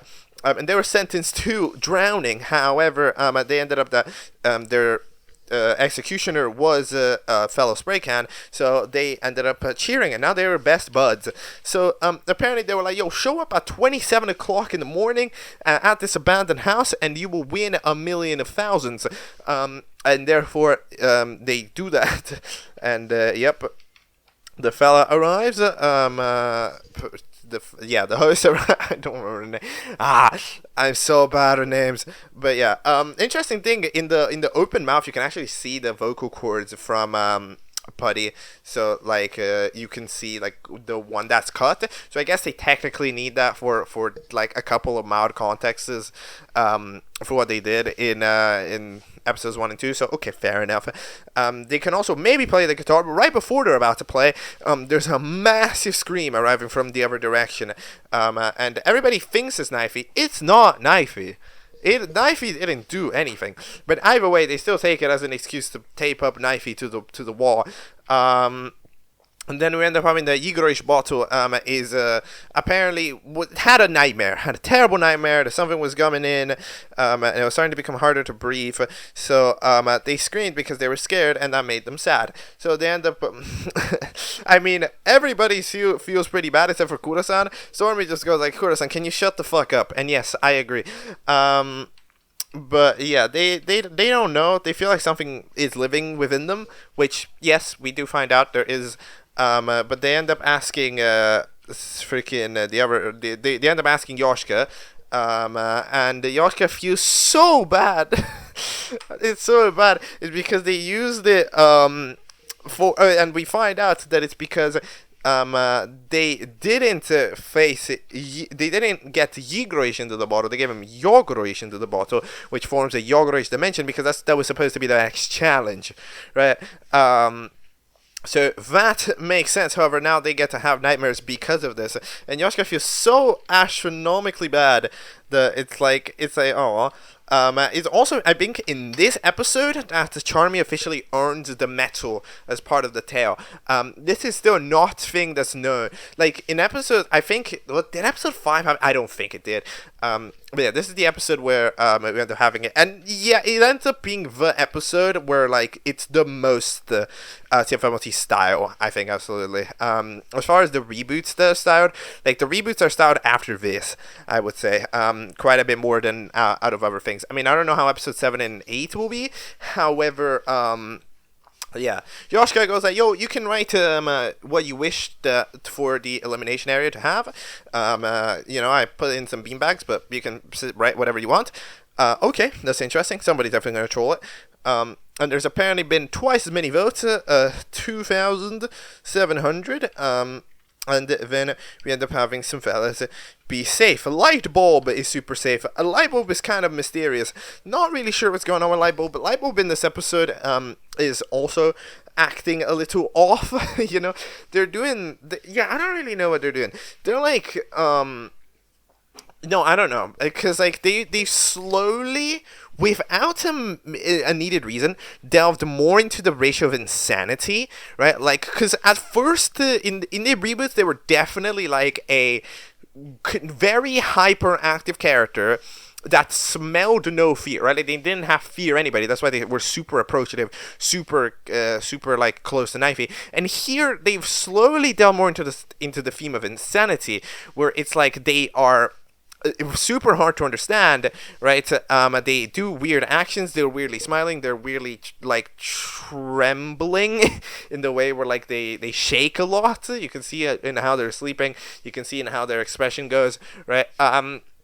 And the relation with Knifey from that also starts to become more like a yandere type thing, right? Where it's like, oh yes, we'll have to spend so much time together. You know, it's like, what are you doing?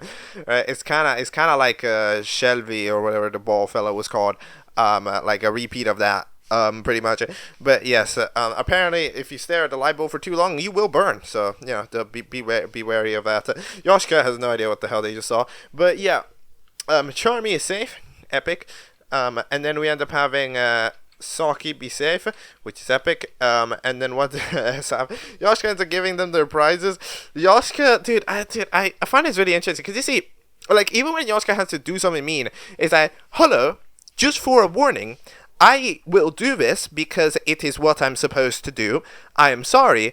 Nah, but I'm giving you the preemptive warning, right? Like, that's, you see, it's the mutual, it's that respect, and therefore the contestant doesn't complain about it, you know? Like, when they give a steel fella to Saki, to Sokka, you end up going like, yo, I mean, like, if you just gave it, you'd be like, what the hell is this? However, when Yoshika goes like, hello, I'm supposed to give you this, I'm sorry, but I have to do this, you'll be like, okay, sure. You know, it's like, okay, you have, like, you know, this is how it goes, and this is what is the thing, so okay, fine. You know, we have to complain with the higher being, Karashi, instead of, you know, Yoshika. So I think it's very nice, and it makes her a very interesting situation. And it's why I really wish X got to host more episodes. Man.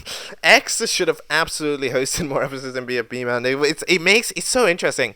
So interesting. Can we have X host BFB 21? They're the only, I mean, other than 2, they're the only algebra in the round. Like, come on. But yes, apparently a new body is what Chargery gets for us. It's very triangle. I don't know why, but yeah, Yoshika goes like, yeah, I'm sorry, but you know, you can't reject the prize. And yeah, they end up dipping alongside Shokka, and then Yoshika ends up going, yo, we need to find Knifey. Kuro-san has just been there freaking doing the torture machine on Knifey. This is so... What is this? This is weird. This is... No, that's kind of weird. I'm not gonna lie. This scene, I'm debating whether this scene is fine or it's kind of weird. I think it's kind of weird. But yeah, Yoshika eventually goes like, yo, I don't know what you're doing, but I need him, so please... and yeah, eventually Knifey's here. Knifey ends up crying, and you see, even when Knifey lashes out at Yoshika, it's like, you can tell that as soon as Yoshika says it, you know, like, Knifey ends up not, like, you know, the quiets down at their non-elimination as well. But yeah, Picture accepts it again because of Yoshika. You know, like there's so much less protesting that goes on. But yeah, either way, we end up having the challenge. So, the challenge. Well, oh, actually, yeah, no, I'm going too fast. I'm somehow going slow as shit. I'm going too fast. Yes, Knifey's prize is to go down a well and have to find the prize in the well. I have no idea what is the, like, what would be the prize. You know, there's a lot of stuff in the well. Technically, anything could be the prize. I mean, we saw what the fuck the prizes were, right? It doesn't actually have any logic sense. But I was like, okay, when you find the prize, you can do that.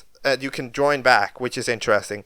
But, yeah, either way, the challenge is to go inside of the Yogoroish dimension, that's in the Yigoroish bottle, and find the star, whose real star, and then you need to break it open, and bring it to them. You know, get out, and then you get some booklets into how to survive, and they end up doing that. So they go over, and then we end up going to the dimension. So how does the dimension work? So apparently you can, it's a dimension with no floor. There's no floor in this dimension, just a void that eventually sucks you up, and you die. And there's clouds and stars everywhere, right? And you apparently have to pretty much swim. It's saying you have to kind of swim in the air, and if you're swimming in the air, kind of doing that motion, you will be capable of staying up, otherwise you'll just float down. And you can land on clouds. Clouds are standable in this dimension. That's how the Yogoroish dimension works. So they end up doing that. What are they doing? So, yeah, they read the booklet and try to understand how it goes. Charmy does it because this team has a mild amount of understanding of how to do this. The other team, despite having way more members, is way dumber somehow. I don't... Because, like... No, the thing about that team is kind of YOLO. Because, like, Kura-san is kind of YOLO, right? Like, both teams, they're very clearly led. You can see by how, like, Charmy and Kura-san end up being, like, the super... like kind of one up each other. You know, they attempt to have these disagreements. They have like the opposite way of seeing how to do things, and therefore they kind of lead their own teams in this way. So yeah, I mean, of course there's other characters, but I definitely think that the main team directors for both teams is definitely Kura-san on one side and Charmy on the other, right? They're the ones that talk, right? But yes, the other team doesn't read the booklet and everybody dies, except for Nonsens, who ends up telling like, yo, Yoshika, it's like, oh, my bad, I guess I'll have to explain it anyways.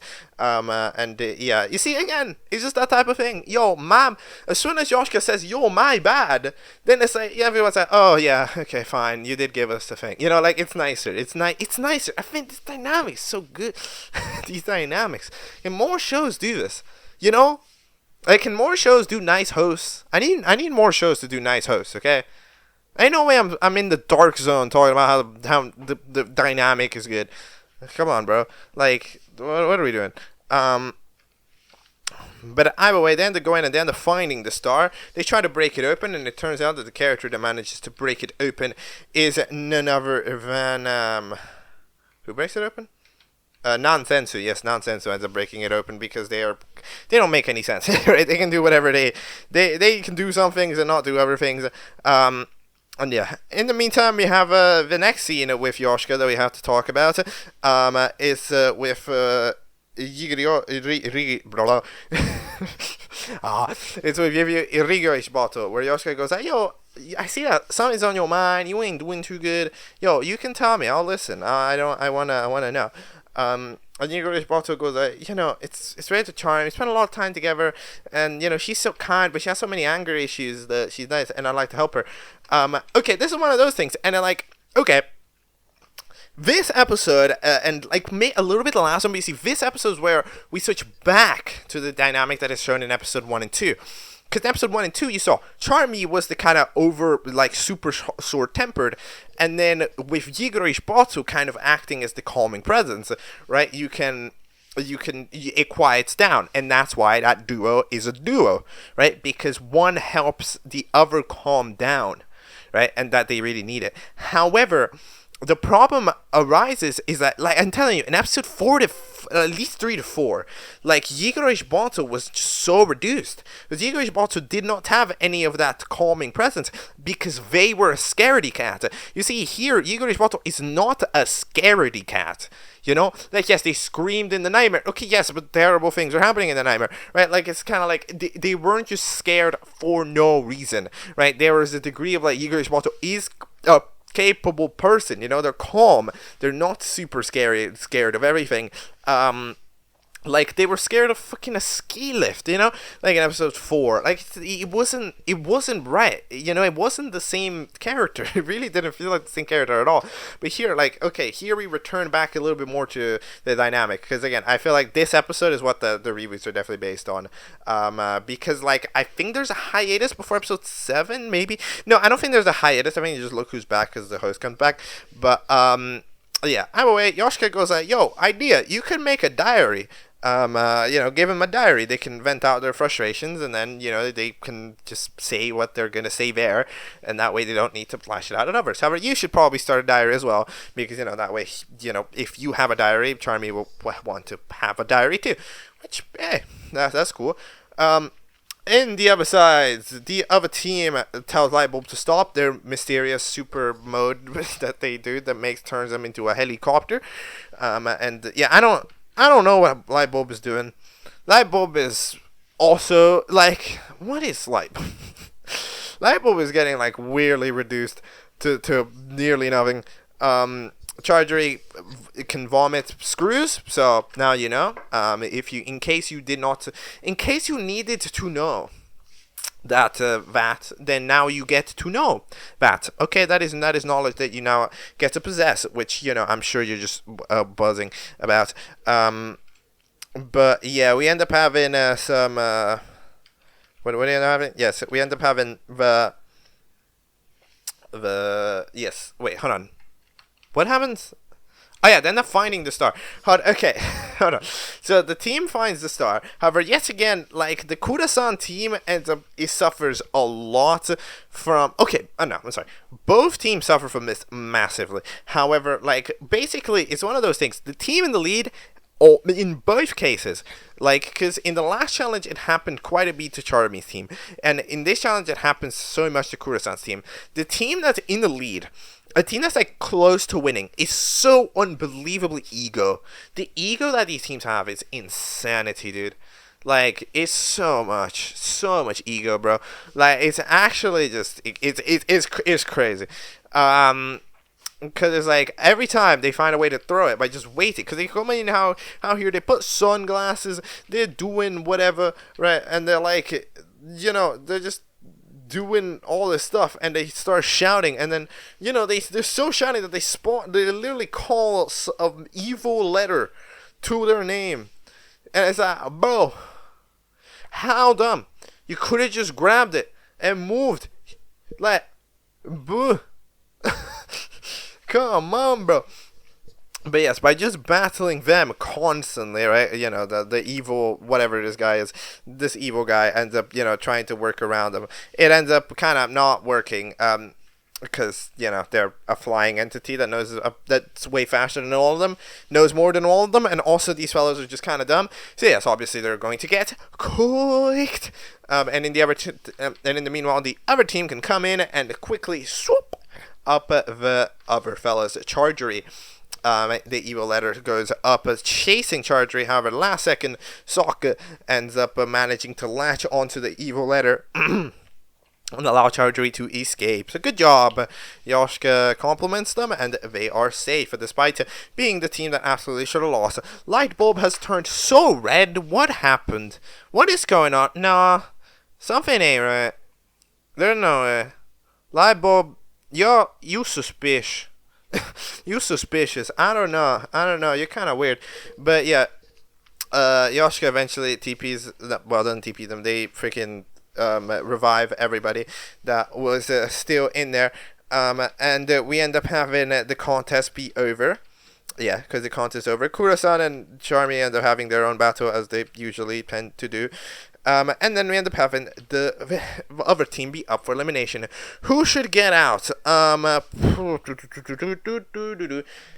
mean, no, it's Kura-san, absolutely. Kura-san, I mean, like, I know, it depends, because I don't know what the main audience voting on this is. My presumption, especially since you have to vote on a VK group, is that it's mostly, you know, it's going to be a Russian-based audience, right?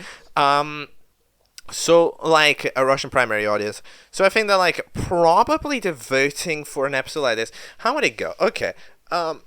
It depends, because audiences are different. Could you go, oh, Object Show? No. Different people do generally, like, different communities generally vibe differently. So it's like, you can see, like, would Charmy and Kura-san get a higher tier of support from a Russian community than they would a primary community? My gut wants to say yes. Partially because, firstly, there's a reason why these characters are written with the prominence that they have, right? Like, they don't just write the character that nobody likes so much for no reason, right? So there has to be a degree of, like, support for the character for them to be there, right? For them to be as present and as leadership positioning as they are, right? And secondly, it's kind of just stereotypes, you know. I gotta be absolutely for real. I feel like the stereotypes would suggest that Russia would be more likely to enjoy kind of a more aggressive character, and like their both Charmy and freaking Kura-san should be. But no, absolutely. I mean, especially considering how mean Kura. Like, I think that Kura-san's complete disregard for Yigoro Ishibato, like, to even care to stand there is like, it's that is the too much. You know, like, that is the too much. They might stay. However, I think that it's roughly unexcusable, right? Like, it's too mean, right? Like, at a certain point, it's like, yo, the spray at least, like, was trolling, right? Kura-san was just wanting to be mean, right? Like, it's not good, you know? They're just being mean, and they're the reason they lost the chance, because they were too busy getting sunglasses and shouting, right? And everything. Like, it was just not good, you know? So, like, they do, I believe, in both performance in the challenge, because they threw, and in niceness value, I believe that they're at the bottom of both ratings. So, yeah, we end up having Yoshika go away, and the Knifey's like, yo, they're having fun, they're celebrating, and they forgot about me, and I'm waiting. No, you're supposed to find the prize. Did you search? I mean, if you didn't find anything, that makes sense, but at least grab all the things. You know, grab all the things. One of them is going to go, well, yo, that's the prize. Like, you're not supposed to just be there and sit. You're supposed to be there and do a thing. Come on now. They're waiting for what? Did you find it? Are you finding? Or, like, were you supposed to wait? Like, was Yoshika supposed to pass by and be like, oh, yeah, I found it, by the way? Or like, were you supposed to call? Like, what was supposed to? I don't know what the procedure is here. I mean, your surroundings haven't exactly moved since the time you dropped in. Like, I still see that fucking grape shovel, like, and grate. Like, they're both still there. So, like, I don't, and like pitchfork. Sorry, that's what it's called. In the boss, so it doesn't look like you freaking searched anything. A light bulb, then it's like, you're not supposed to. But yes, they end up going crying down there in the river.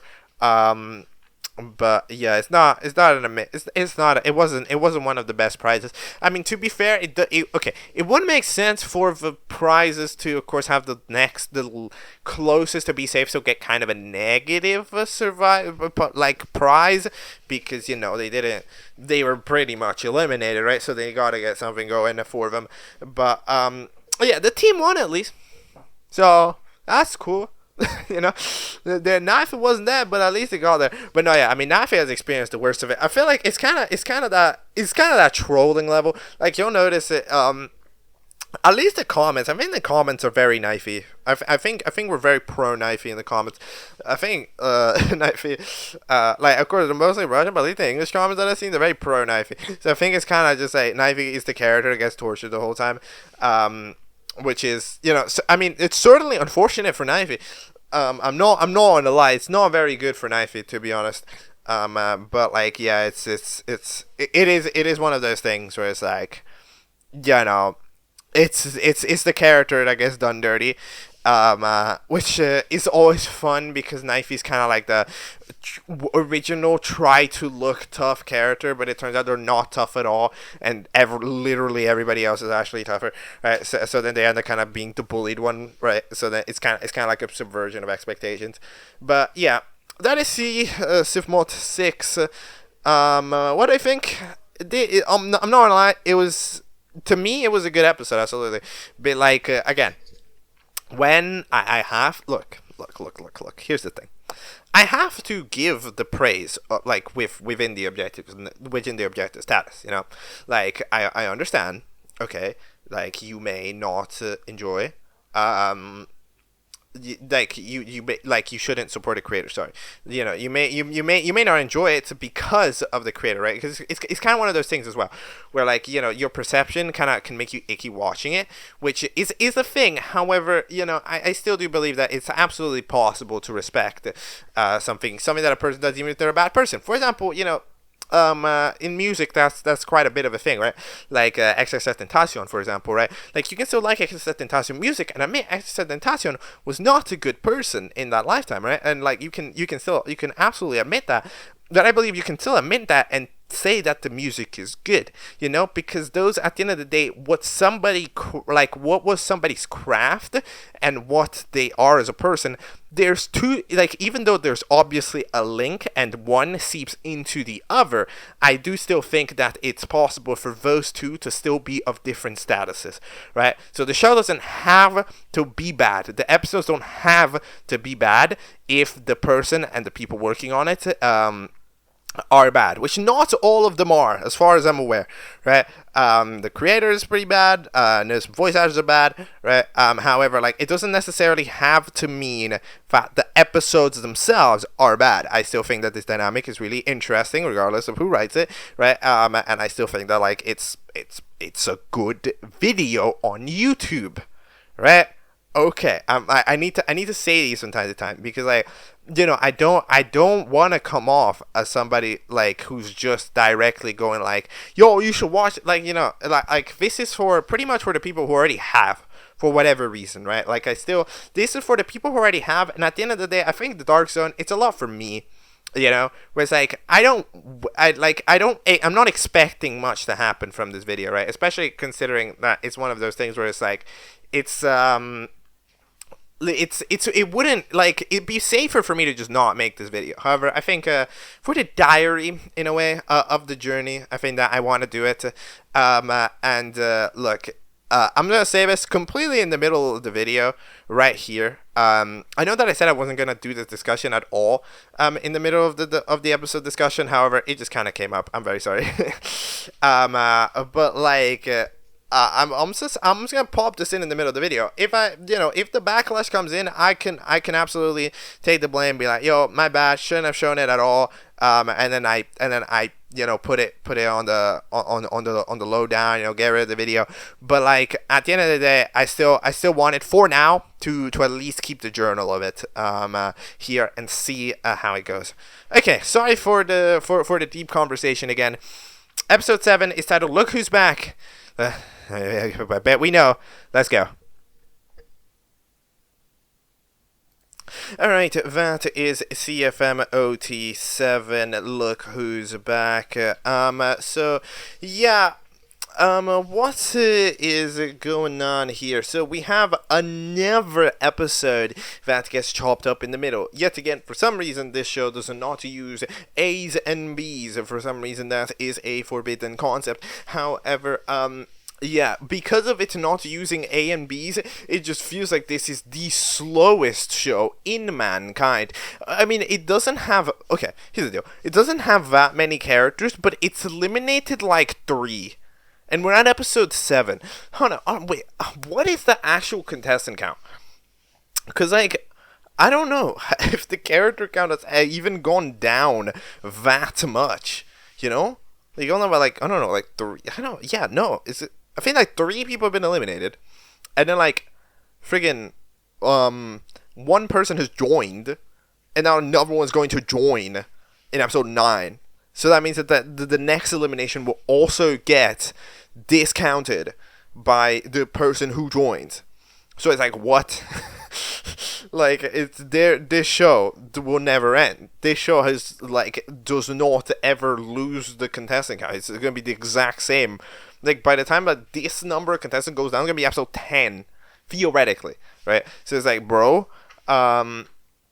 but either way, we end up having some fellas in the tram, including the former, who we know is the freaking Sprayny best friend, who ends up just kind of chilling over there on the tram, doing their thing. But it turns out that on the tram, you know who arrives? That's right, it's Kraichi, who comes in and is going to take a bunch of them and turn them into objects so that they can store them in their object dispenser thing. And they just grab like 2 of them at random, and then they end up going, okay, bye-bye. And yes, the other fellas remain, including the Spray, which means that they are not eventually one of the characters that goes up for debut.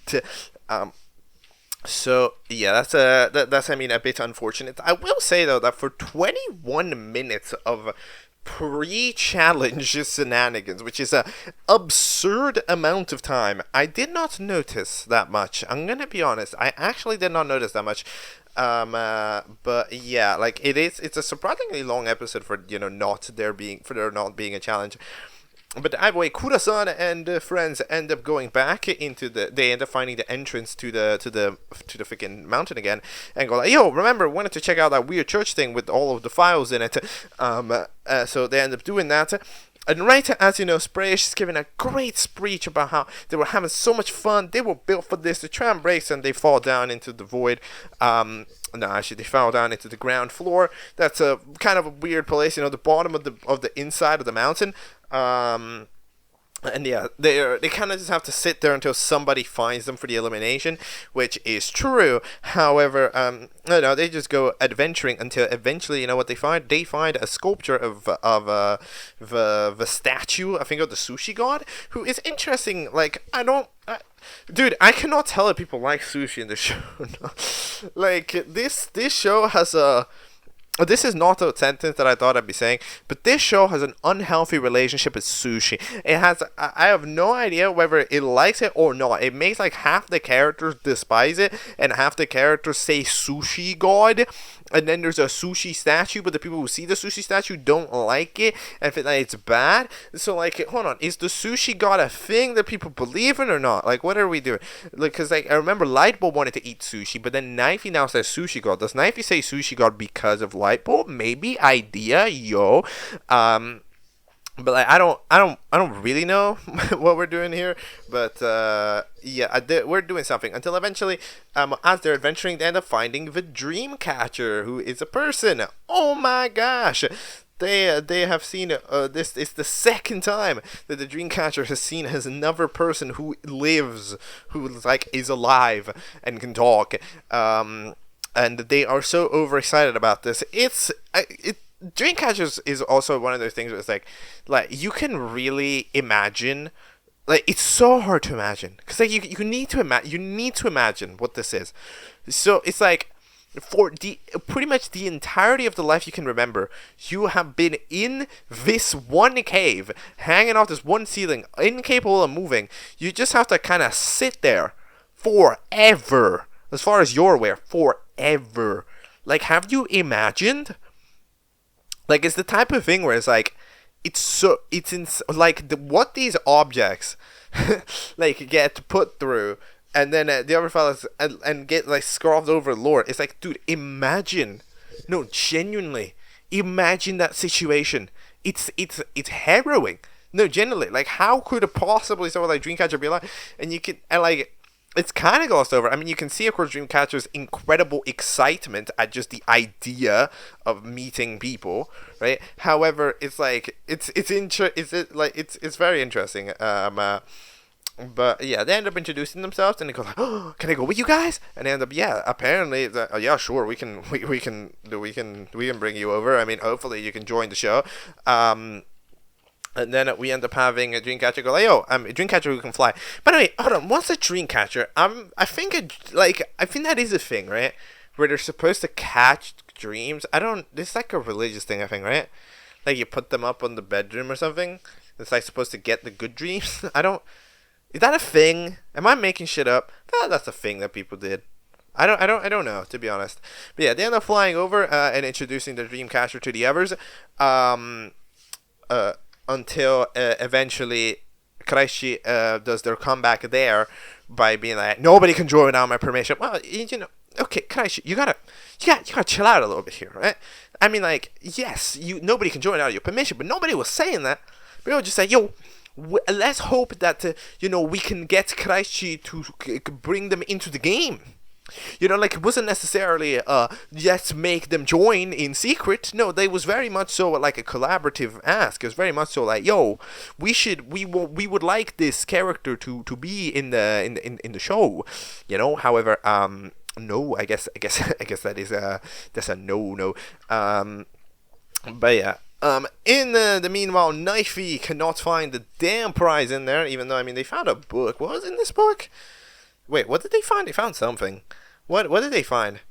They found just like a freaking thing in the. They found a picture frame. But yeah, they don't find the thing, and they eventually walk out until they find Lightbulb just sitting there, just laying there on the ground, all red, pretty much completely dead. They're trying to speak, but they're glitching out too much. So it's like, what is happening? They pretty much completely dead.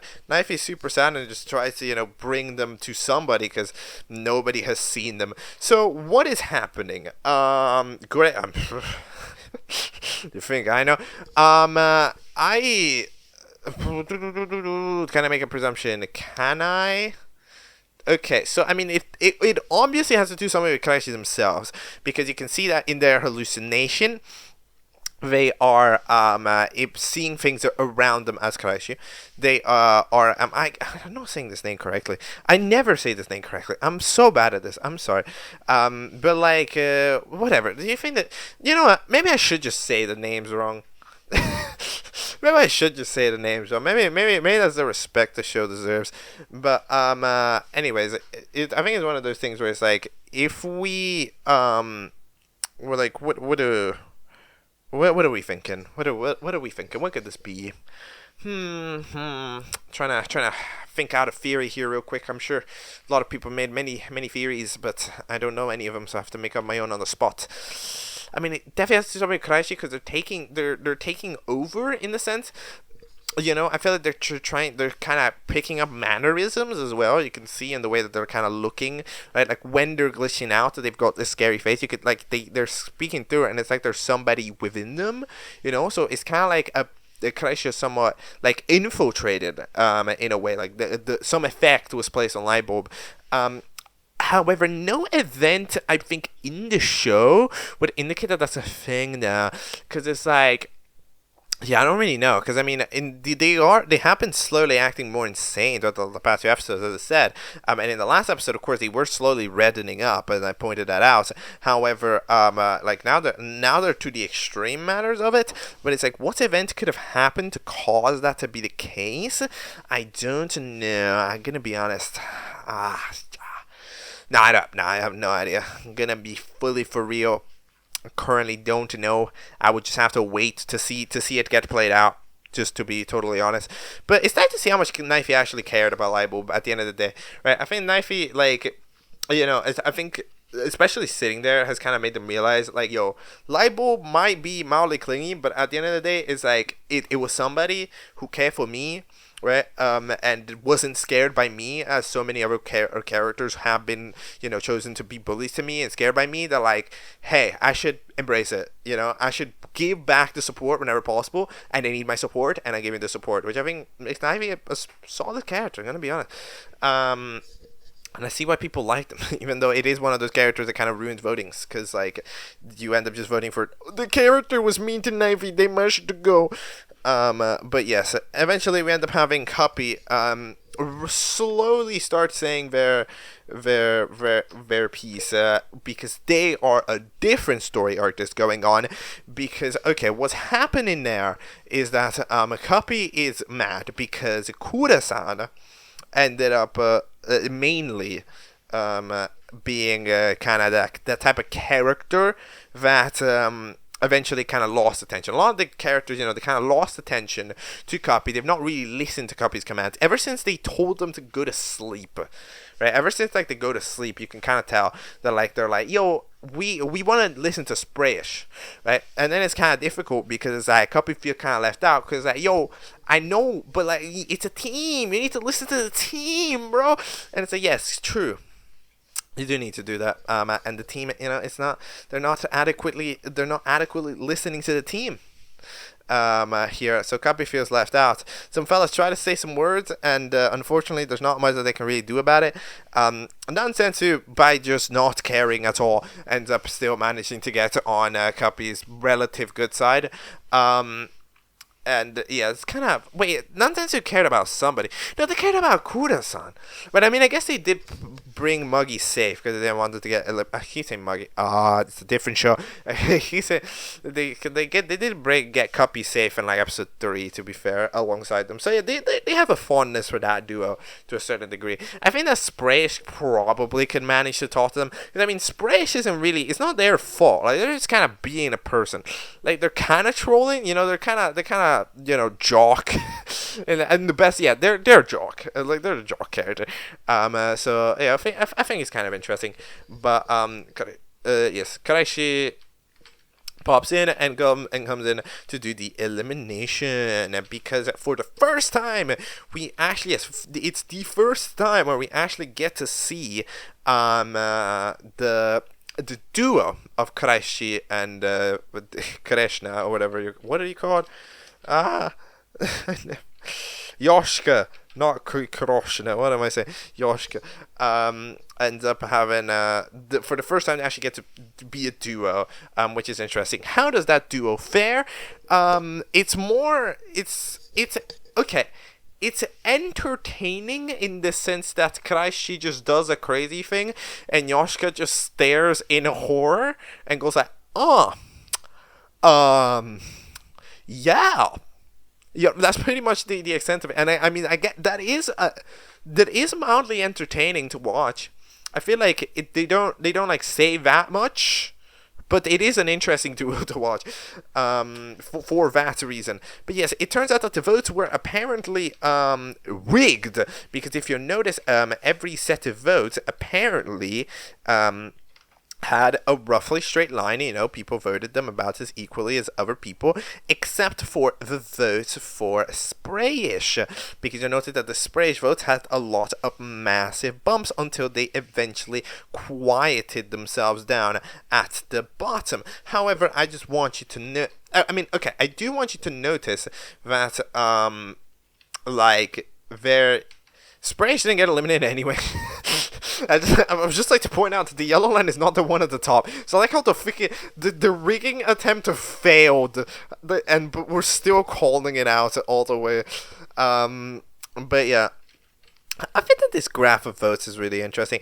I'm gonna presume that this is an honest graph of votes, because I don't know why it would be a lie. Again, I can't trust this show for too much. The people made it, but I feel that this is probably pretty honest.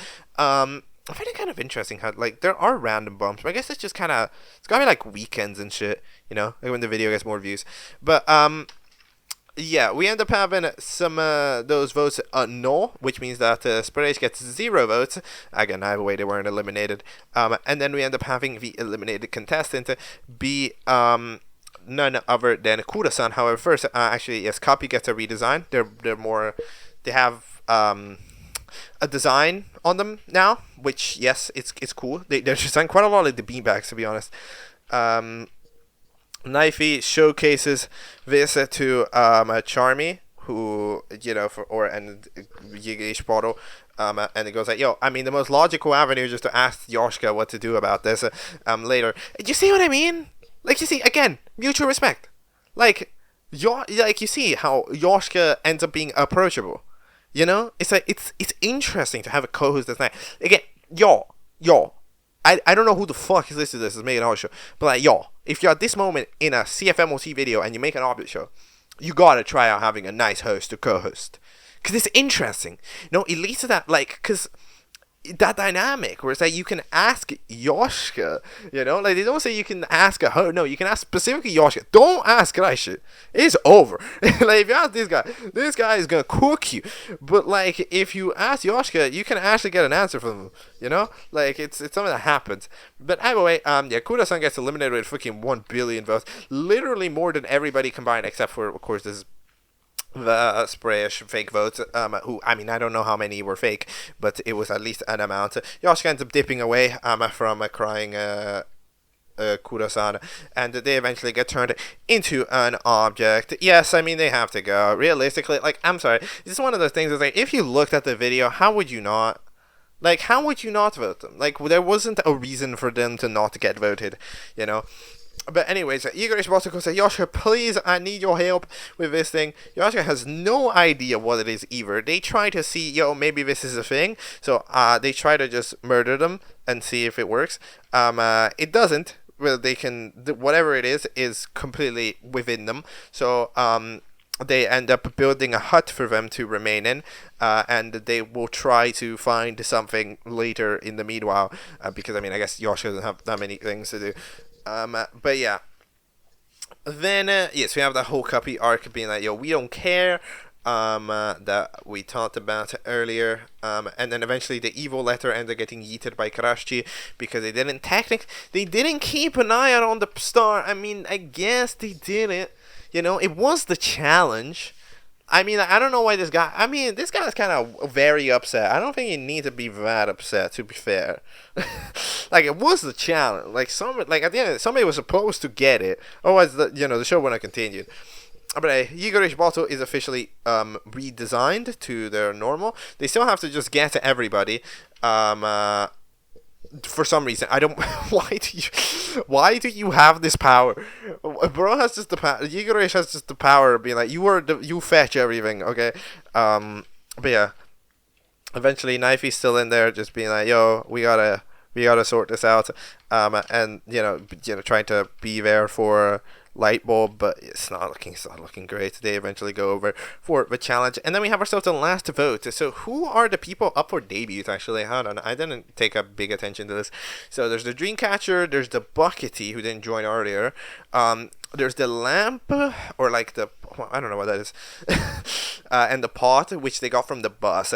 Okay, I mean, it's very much so, I think, biased towards Dreamcatcher, and I feel like Dreamcatcher should join. I think Dreamcatcher does make I think Dreamcatcher's kind of not knowing anything about the world as well, I think does give it a little bit of an interesting situation, right? Because like Sprayish joins and has a lot of stories, Dreamcatcher joins and it's the start of the story, right? Like if you think about it. So I think that also makes for an interesting situation, right? And it's also having a little bit of the super joyous character, I think, can also sometimes counteract the very leading negative personalities that are make up the show. So I think that they're both the best idea and also the most fleshed out idea, because the other fellas, we don't know much about them, right? So yeah. Anyways, C.F.M.O.T 8 released ages later. Like, it released 7 months ago. This was in September 2021. C.F.M.O.T 8 released in June of 2025. There's many reasons for this, probably. Of course, they were making the reboots, which would have delayed the creation of C.F.M.O.T. I mean, we saw how like a crew like BFB struggled so hard to make BFB and T-Pod at the same time. A smaller crew like this would also struggle, just objectively speaking, to make 2 episodes at the same time, right? So yeah, that is a detail. However, look, I'm not going to talk too much about that because, again, I really just want to take a look at the show here. I don't like, in this case, like, we're in the dark zone. You can see it. It's a constant presence in the background. That darker background is supposed to be a constant reminder that you're not here, that this isn't like this isn't, you're not supposed to see this in a way, Like, realistically, I'm supposed to ignore this. I'm making a wrong decision here. I objectively am making a wrong decision, I would say, by taking time in my channel to cover this. However, I think that, again, to me, I'm sorry, it's just wrong to ignore its existence. It's just wrong to ignore its existence, You gotta point out. You gotta point it out. You know, you gotta point it out, what its qualities are, what its negatives are, and then at the very least, you know, do the coverage of it.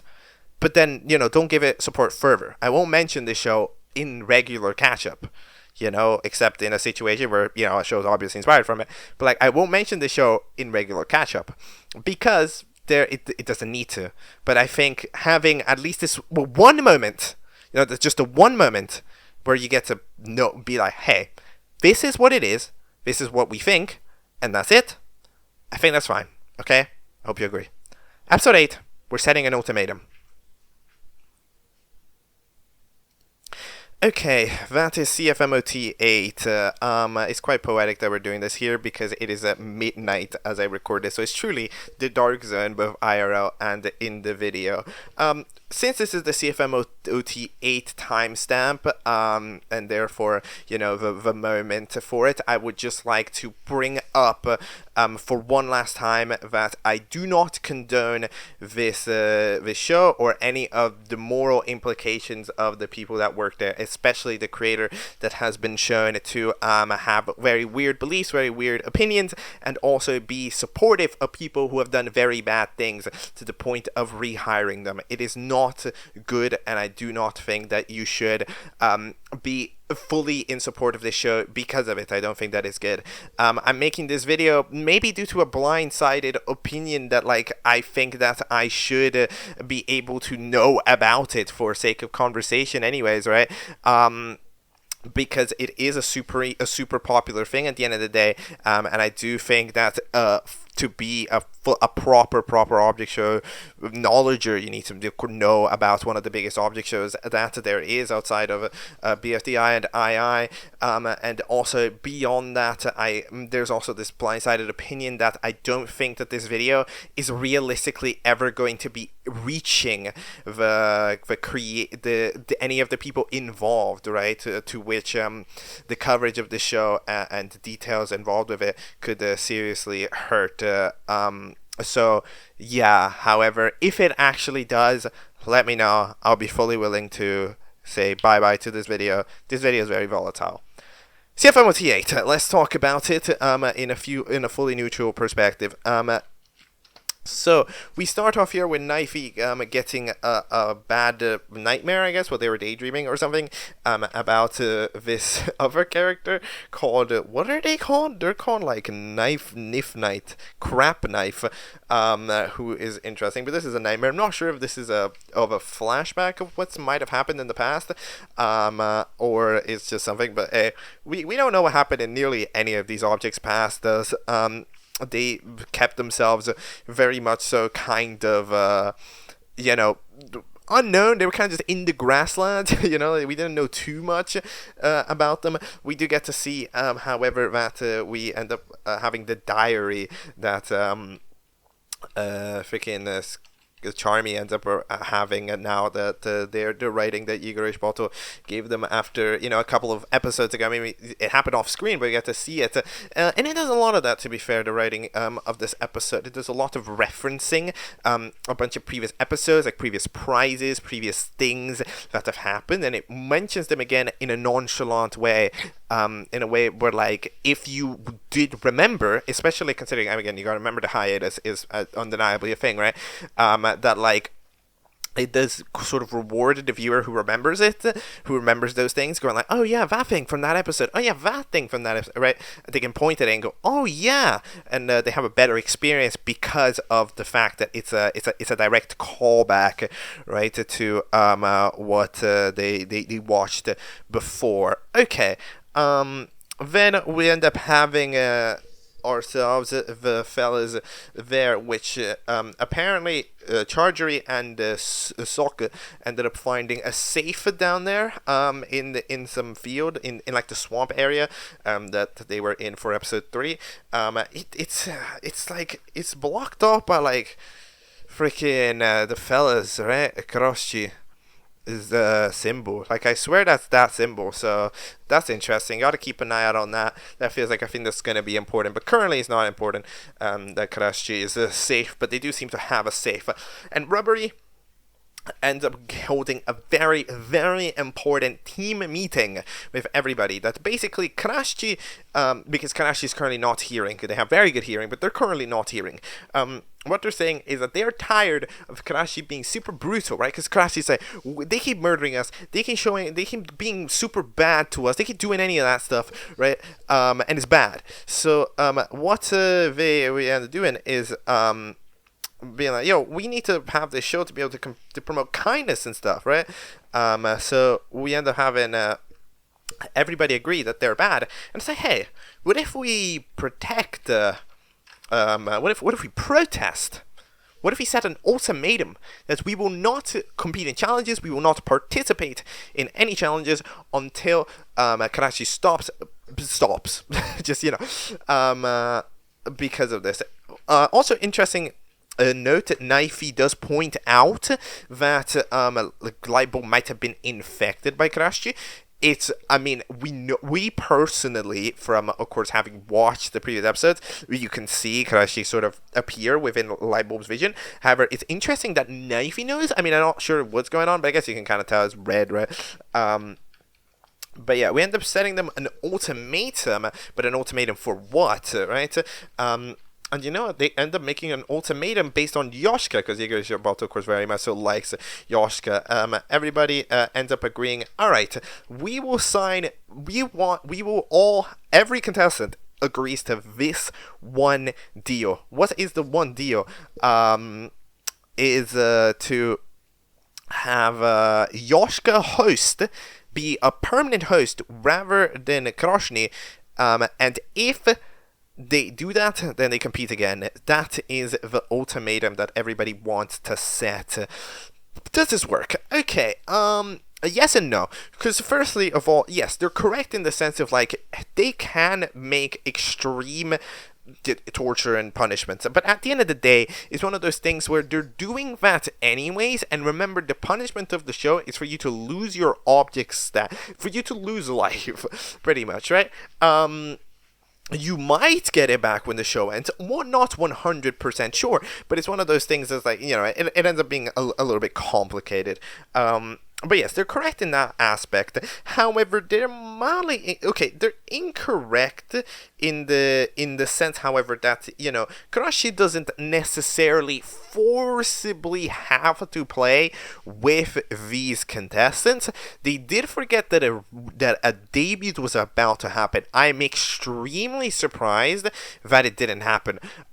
Because even though, of course, yes, they said it was happening in C.F.M.O.T 9. Yes, they did say that. However, even though they said that, it was 4-year hiatus. You think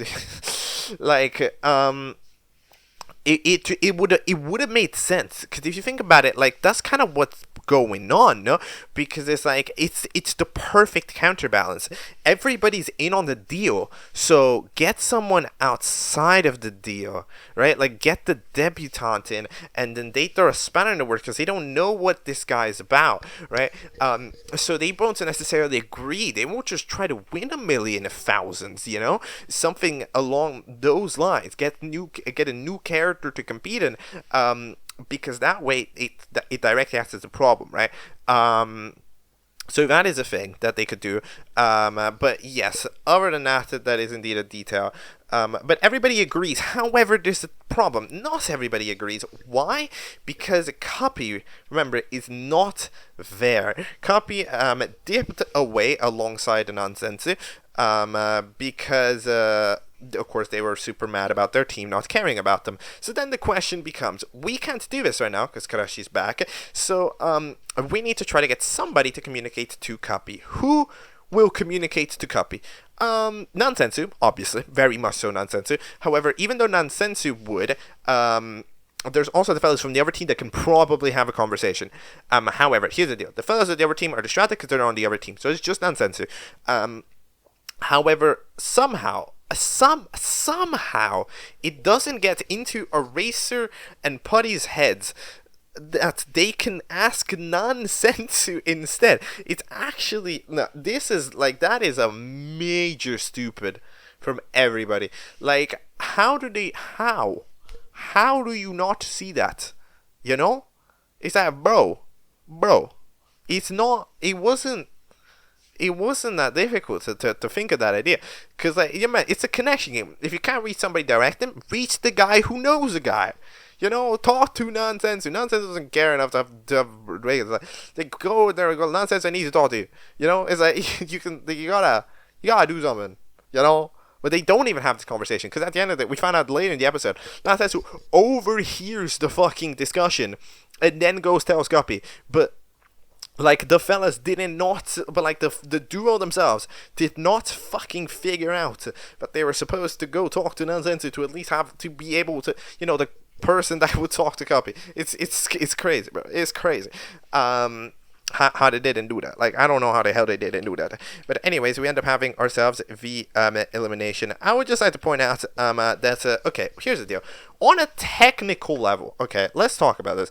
On a technical level, I will say that the animation quality has definitively improved. I think that this show is very consistent. It's very, very consistent. You know, it does like, the general animation quality is very high. You know, it's difficult to compare. I don't really want to compare. However, like, I think it's difficult to compare as well, because it does have very much so a style. Going on, like, its own style it is quite a bit different than usual. You know, like, the way that like, because even though I'm calling these fellas algebrailians, because they're obviously algebraianistic, in quality is they still look very different than how an average algebraian does, right? Because yeah, it's just the art style is just different. But yes, the higher quality shots, you can really tell that they're higher quality. They're sprinkled in kind of at random. They're kind of like bonuses. They're not given to any specifically better or worse moments. They're just kind of sprinkled in at random. You know, the moments that like end up being animated super fluidly and stuff. So they kind of drop in. However, it's just that the average is very high. So on a technical level, absolutely, the animation team is good at animating.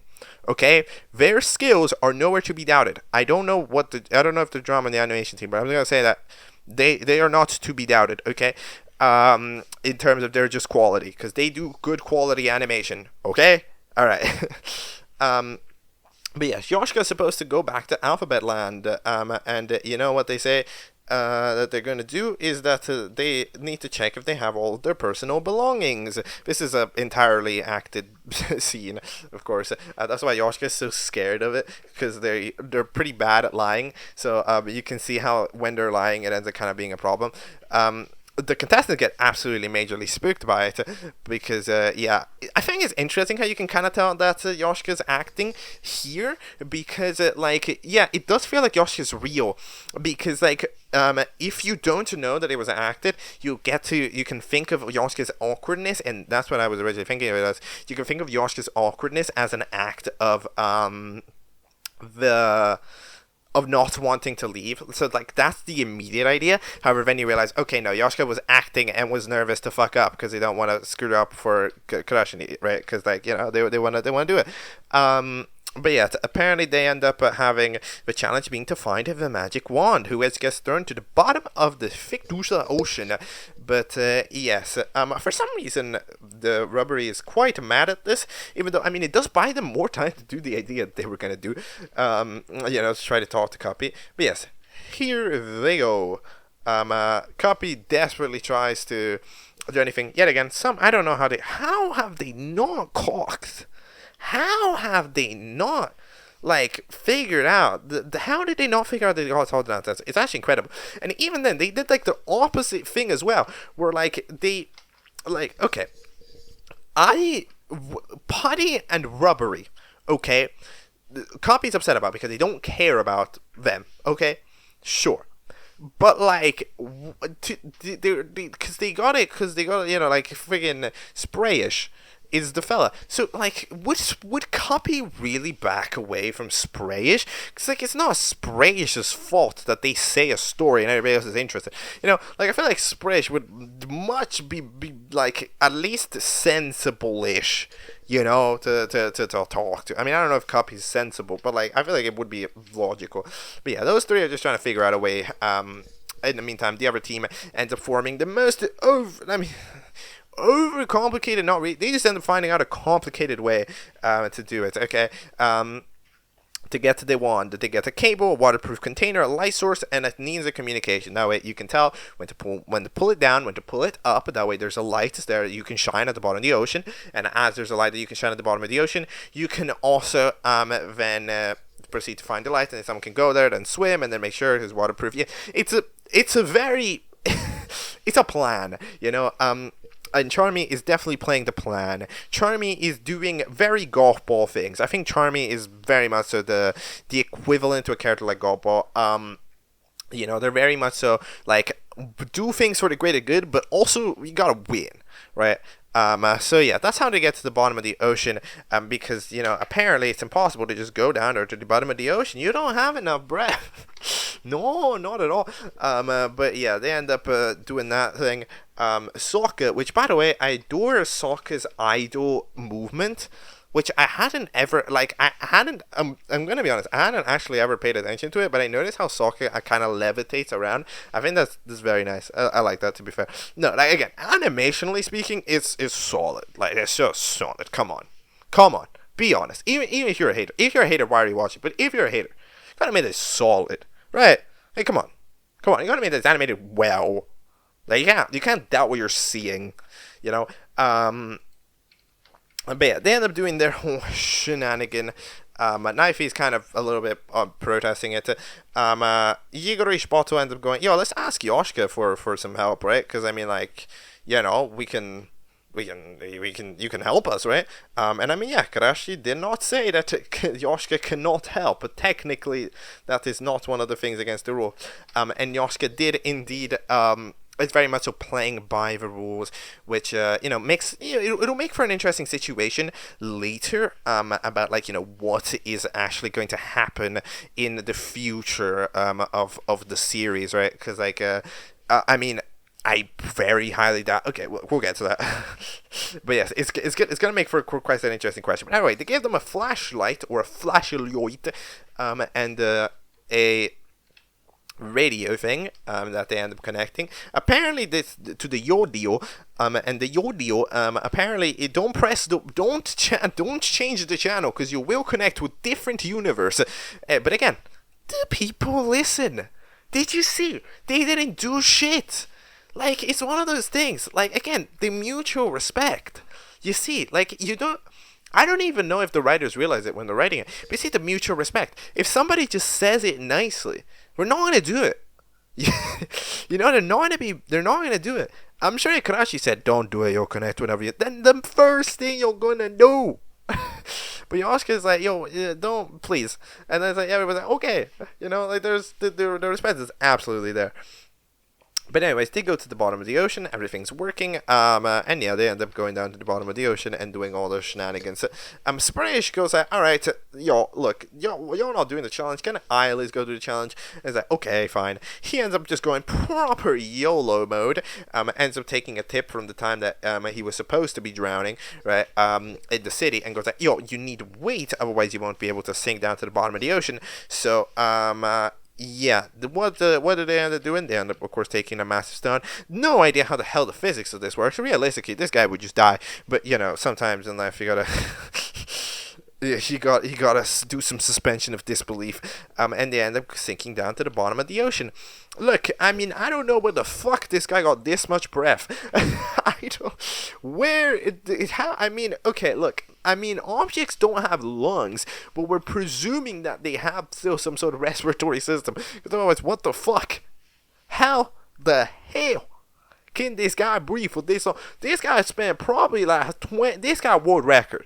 This guy world record breath holding. Now, this guy not real. This is like plot convenience levels of breath holding. There literally is no way. This guy wasn't gonna drown. You know what? They could maybe, yes, give them the prize of John. Maybe that guy shouldn't have felt bad. The other freaking spray nozzle. That guy wasn't drowning anyways. Like, what the fuck, bro? But yeah, they end up trying their best. And they eventually go down there, and they steal the wand at the last second, right as Knifey's about to get it. And to be fair, I was like, yo, does this make sense? And it's like, okay, yes, it does. Because if you think about it, if you're at the bottom of the ocean, it's pitch black and there's that light, yes, you're gonna go there, right? Like, that's just what you're gonna do. Of course, by the way, the objects have their eyes open underwater. What the hell? How do they do that? Right? But all that jazz, but like, oops, either way. I know that this irrelevant detail, just saying. But yeah, for some reason they are yet again extremely arrogant, and just go over and try to beat up Knife as well. I'm telling you, bro, the ego of the team that's in the lead is hilarious every single time. There is not any time where the team in the lead just fucking does their job. Like, it's incredible. But yes, they eventually get in a 2v1 with Knife, end up getting a last second steal by Charmy, and eventually Igor's bottle tells him to pull it back up. They end up getting back up, and then they manage to successfully get the wand over. Which means that they nearly fucking stabbed Yoshka. But yes, imagine. No. But yes, they end up getting the wand over to Yoshka. Yoshka trolls them a little bit. I don't know, fucking scene where there's like, the magic powers, only for it to be actually a troll. Yeah, because there was no way. But yeah, it was officially at the very last second. Yoshka is about to actually return. Copy at the very last moment holds out her hands because presumably Nансенсу was told them the deal. I mean, I don't know how they would have heard that much of what happened, because I don't know how they would have heard that much, because I feel like no, they were pretty fucking far away. But yeah, either way, they end up still being late, and Copy ends up asking the question, which officially gives the go-ahead to everybody else to be like, yo, can you be the host? And they officially set the ultimatum: refuse to complete the challenges until Yoshka becomes the host, and they won't budge. Karashi ends up, first of all, just sending them away, and they end up being like, yo, we're just gonna go with it, okay? The moon ends up randomly coming in to troll a little bit, but what is... Screwdriver's father, creation of slimy abomination. Yo, what? Yo, what? Who is that? Is that God? Wait, who made the moon? Yo, what? Okay, I don't know. But, yes, they end up eventually agreeing that they're not going to do it. Kuraishi ends up giving a super Omega beam to all of them, which makes him, of course, quite upset. And he ends up calling Yoshka back again and goes like, all right, Yoshka, you're going to need a host. It was a surprise. Again, I thought that this is gonna, again, I don't know, I thought that the debut was definitely what this guy was gonna do. I thought that this guy was going to be like, yo, debutante, yo, come in, join the show. Tell people they got eliminated, we don't need them, they're not, nah. However, no, they actually don't do that. They actually do, surprisingly enough, need their own contestants. So Yoshka ends up being very worried about it. They're like, no, I can't do it. I will feel bad, right? Karashi has this, constant, okay, here's the deal. I don't know what the Karashi's doing here. I feel like there's a subtlety to the scene, right? To the scene right before Yoshka starts hosting the elimination. Starts hosting the voting screen. That I just can't catch. I feel like this is like a language barrier. I know that there's a subtlety to the looks here, but is interesting. Yoshka, I think, is very, very much so one of those things where it's like, this guy does not want to even a mini bit do anything outside the line. That's pretty much the idea. It's pretty much Yoshka has to... is fully I want to be nice, however, at the same time, I do not want to do a singular thing out of line. Some people I think some people I think that is kind of the question, whether it's because is Yoshka scared of Karashi, or is Yoshka just shy in general. I think that Yoshka probably just shy in general, because Karashi and Yoshka, I don't know, I mean, they probably go way back, right? So I feel like there's a general understanding, but it's just kind of I don't want to fuck up your project. It's kind of that type of thing. I was Yoshka is very much so. I was entrusted with a powerful position in a thing that's not mine. I really want to keep doing this. However, I know I'm not Crush, right? I'm a different type of person. So it's kind of a difficult situation. But yes, Yoshka ends up apparently agreeing to be the host. What is gonna happen though? What is going to happen? Before we actually talk about that, yes, we end up having the moment Karashi ends up getting a bus, which is a thing that exists down there, apparently. They are complaining that they want democracy. I'll show them true democracy. You know, maybe... maybe comes off as a little wrong, knowing the drama. Not gonna lie. Coming from fucking ZackMain, I'm not sure if this plotline is giving me a lot of hope. I don't know if what's gonna happen is great. I'm gonna be fully 100% for real. You know, I don't. However, also like, bro, we end up having. I start getting a buck. We have a fella called Cheppy. I don't know if this is another symbol. It probably is. But they end up driving the bus over the stars. Like, yeah, this scene of the bus just in the skyline, like that looks good, to be fair. But yes, they're going over to the Alphabet Lands from wherever the hell they teleported to, and that is the situation. So, what do I think? I think that what is going... dude, I don't know. Like, what is gonna happen to Yoshika? Because Yoshika hosting is an interesting situation, because there's a couple of ideas. Because I think... Because Yoshika previously, right, when Yoshika's one episode, right, ended up being...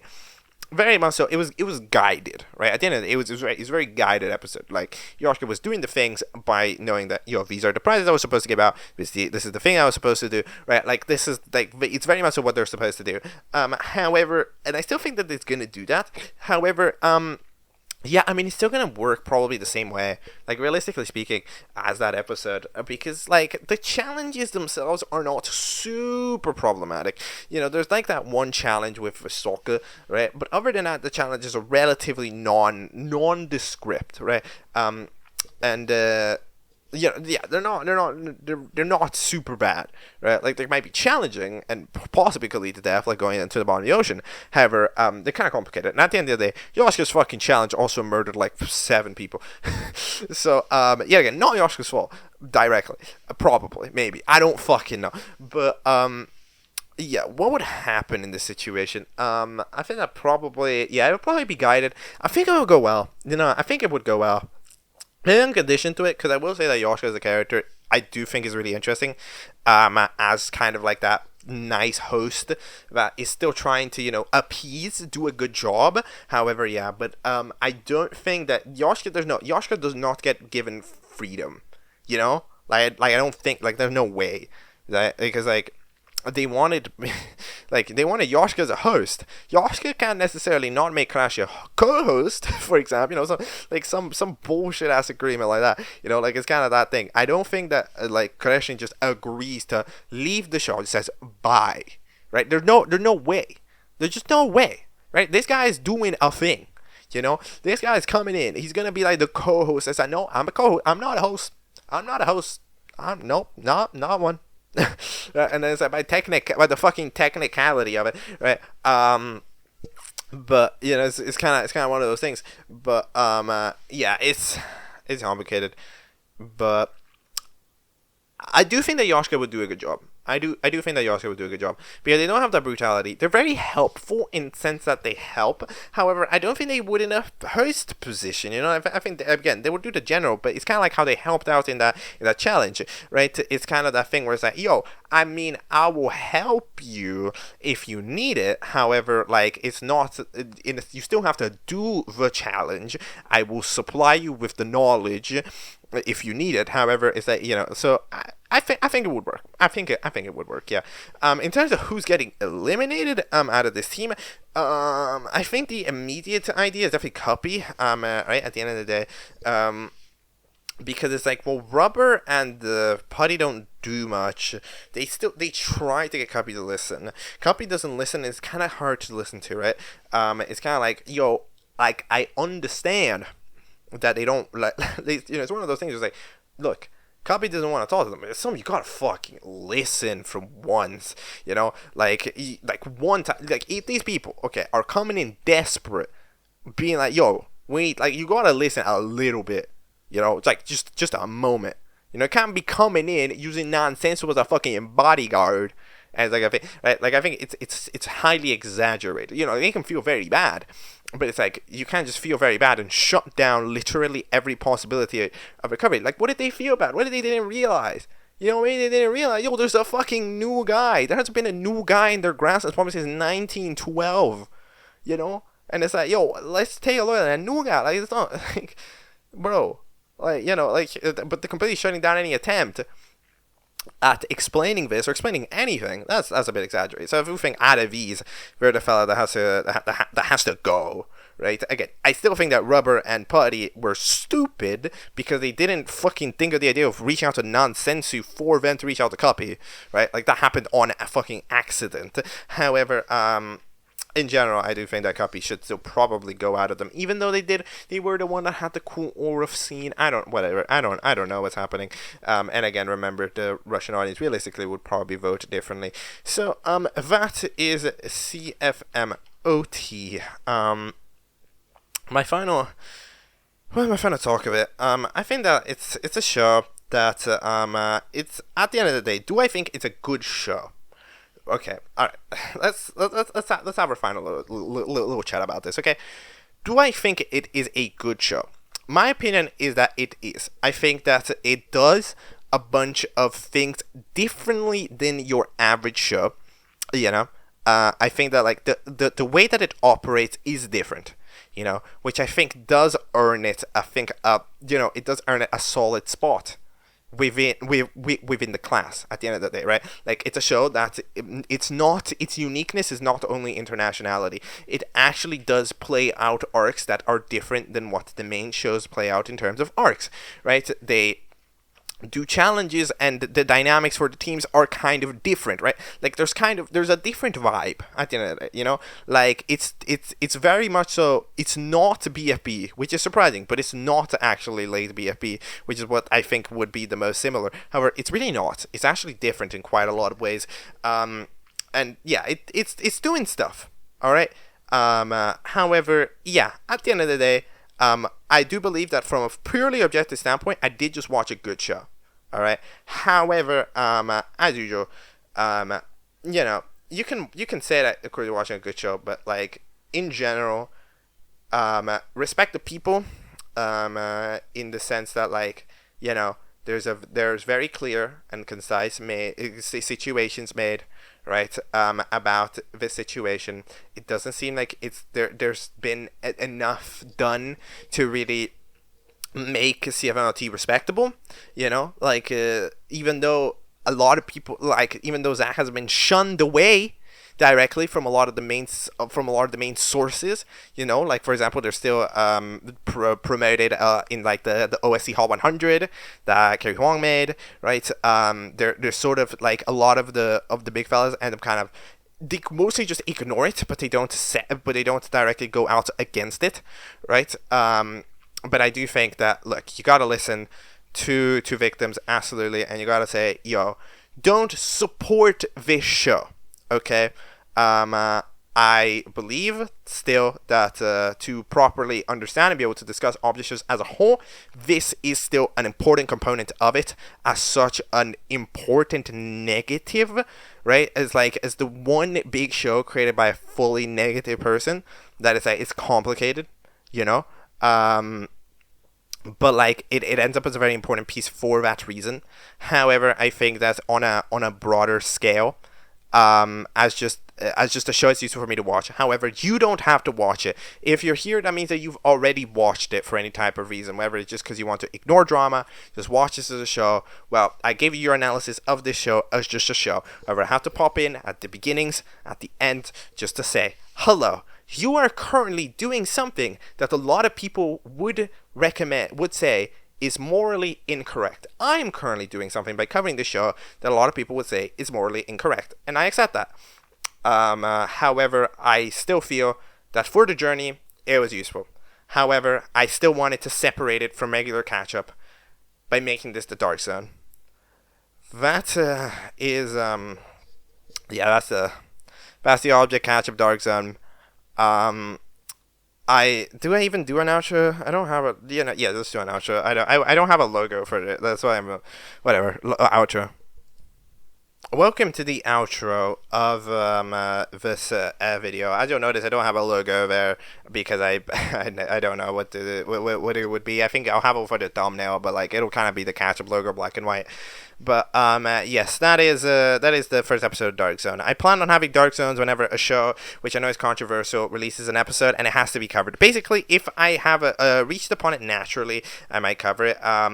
There has to be enough of it for an episode to happen, which means that you usually not, because the amount of problematic objects that are around, not too many, which is good. However, like it's still a thing that has to get pointed out. So yes, you won't be seeing a lot of this. Okay, this is a very much so a one time situation. You'll probably be seeing one of these in like maybe a month or something, right? Like maybe like I wouldn't expect to need to do a Dark Zone more than like once a month, right? But yeah,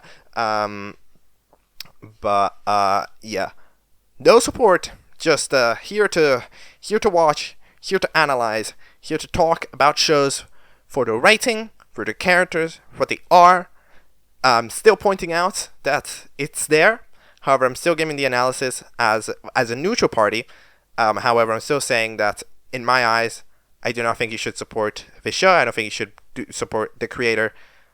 But as a show, if you want to watch it, if you want to discuss it, I do think that it's still important because it is a thing that a lot of people they talk about and they watch and they know and they enjoy, and it's still useful to have discussions of stuff like that, right?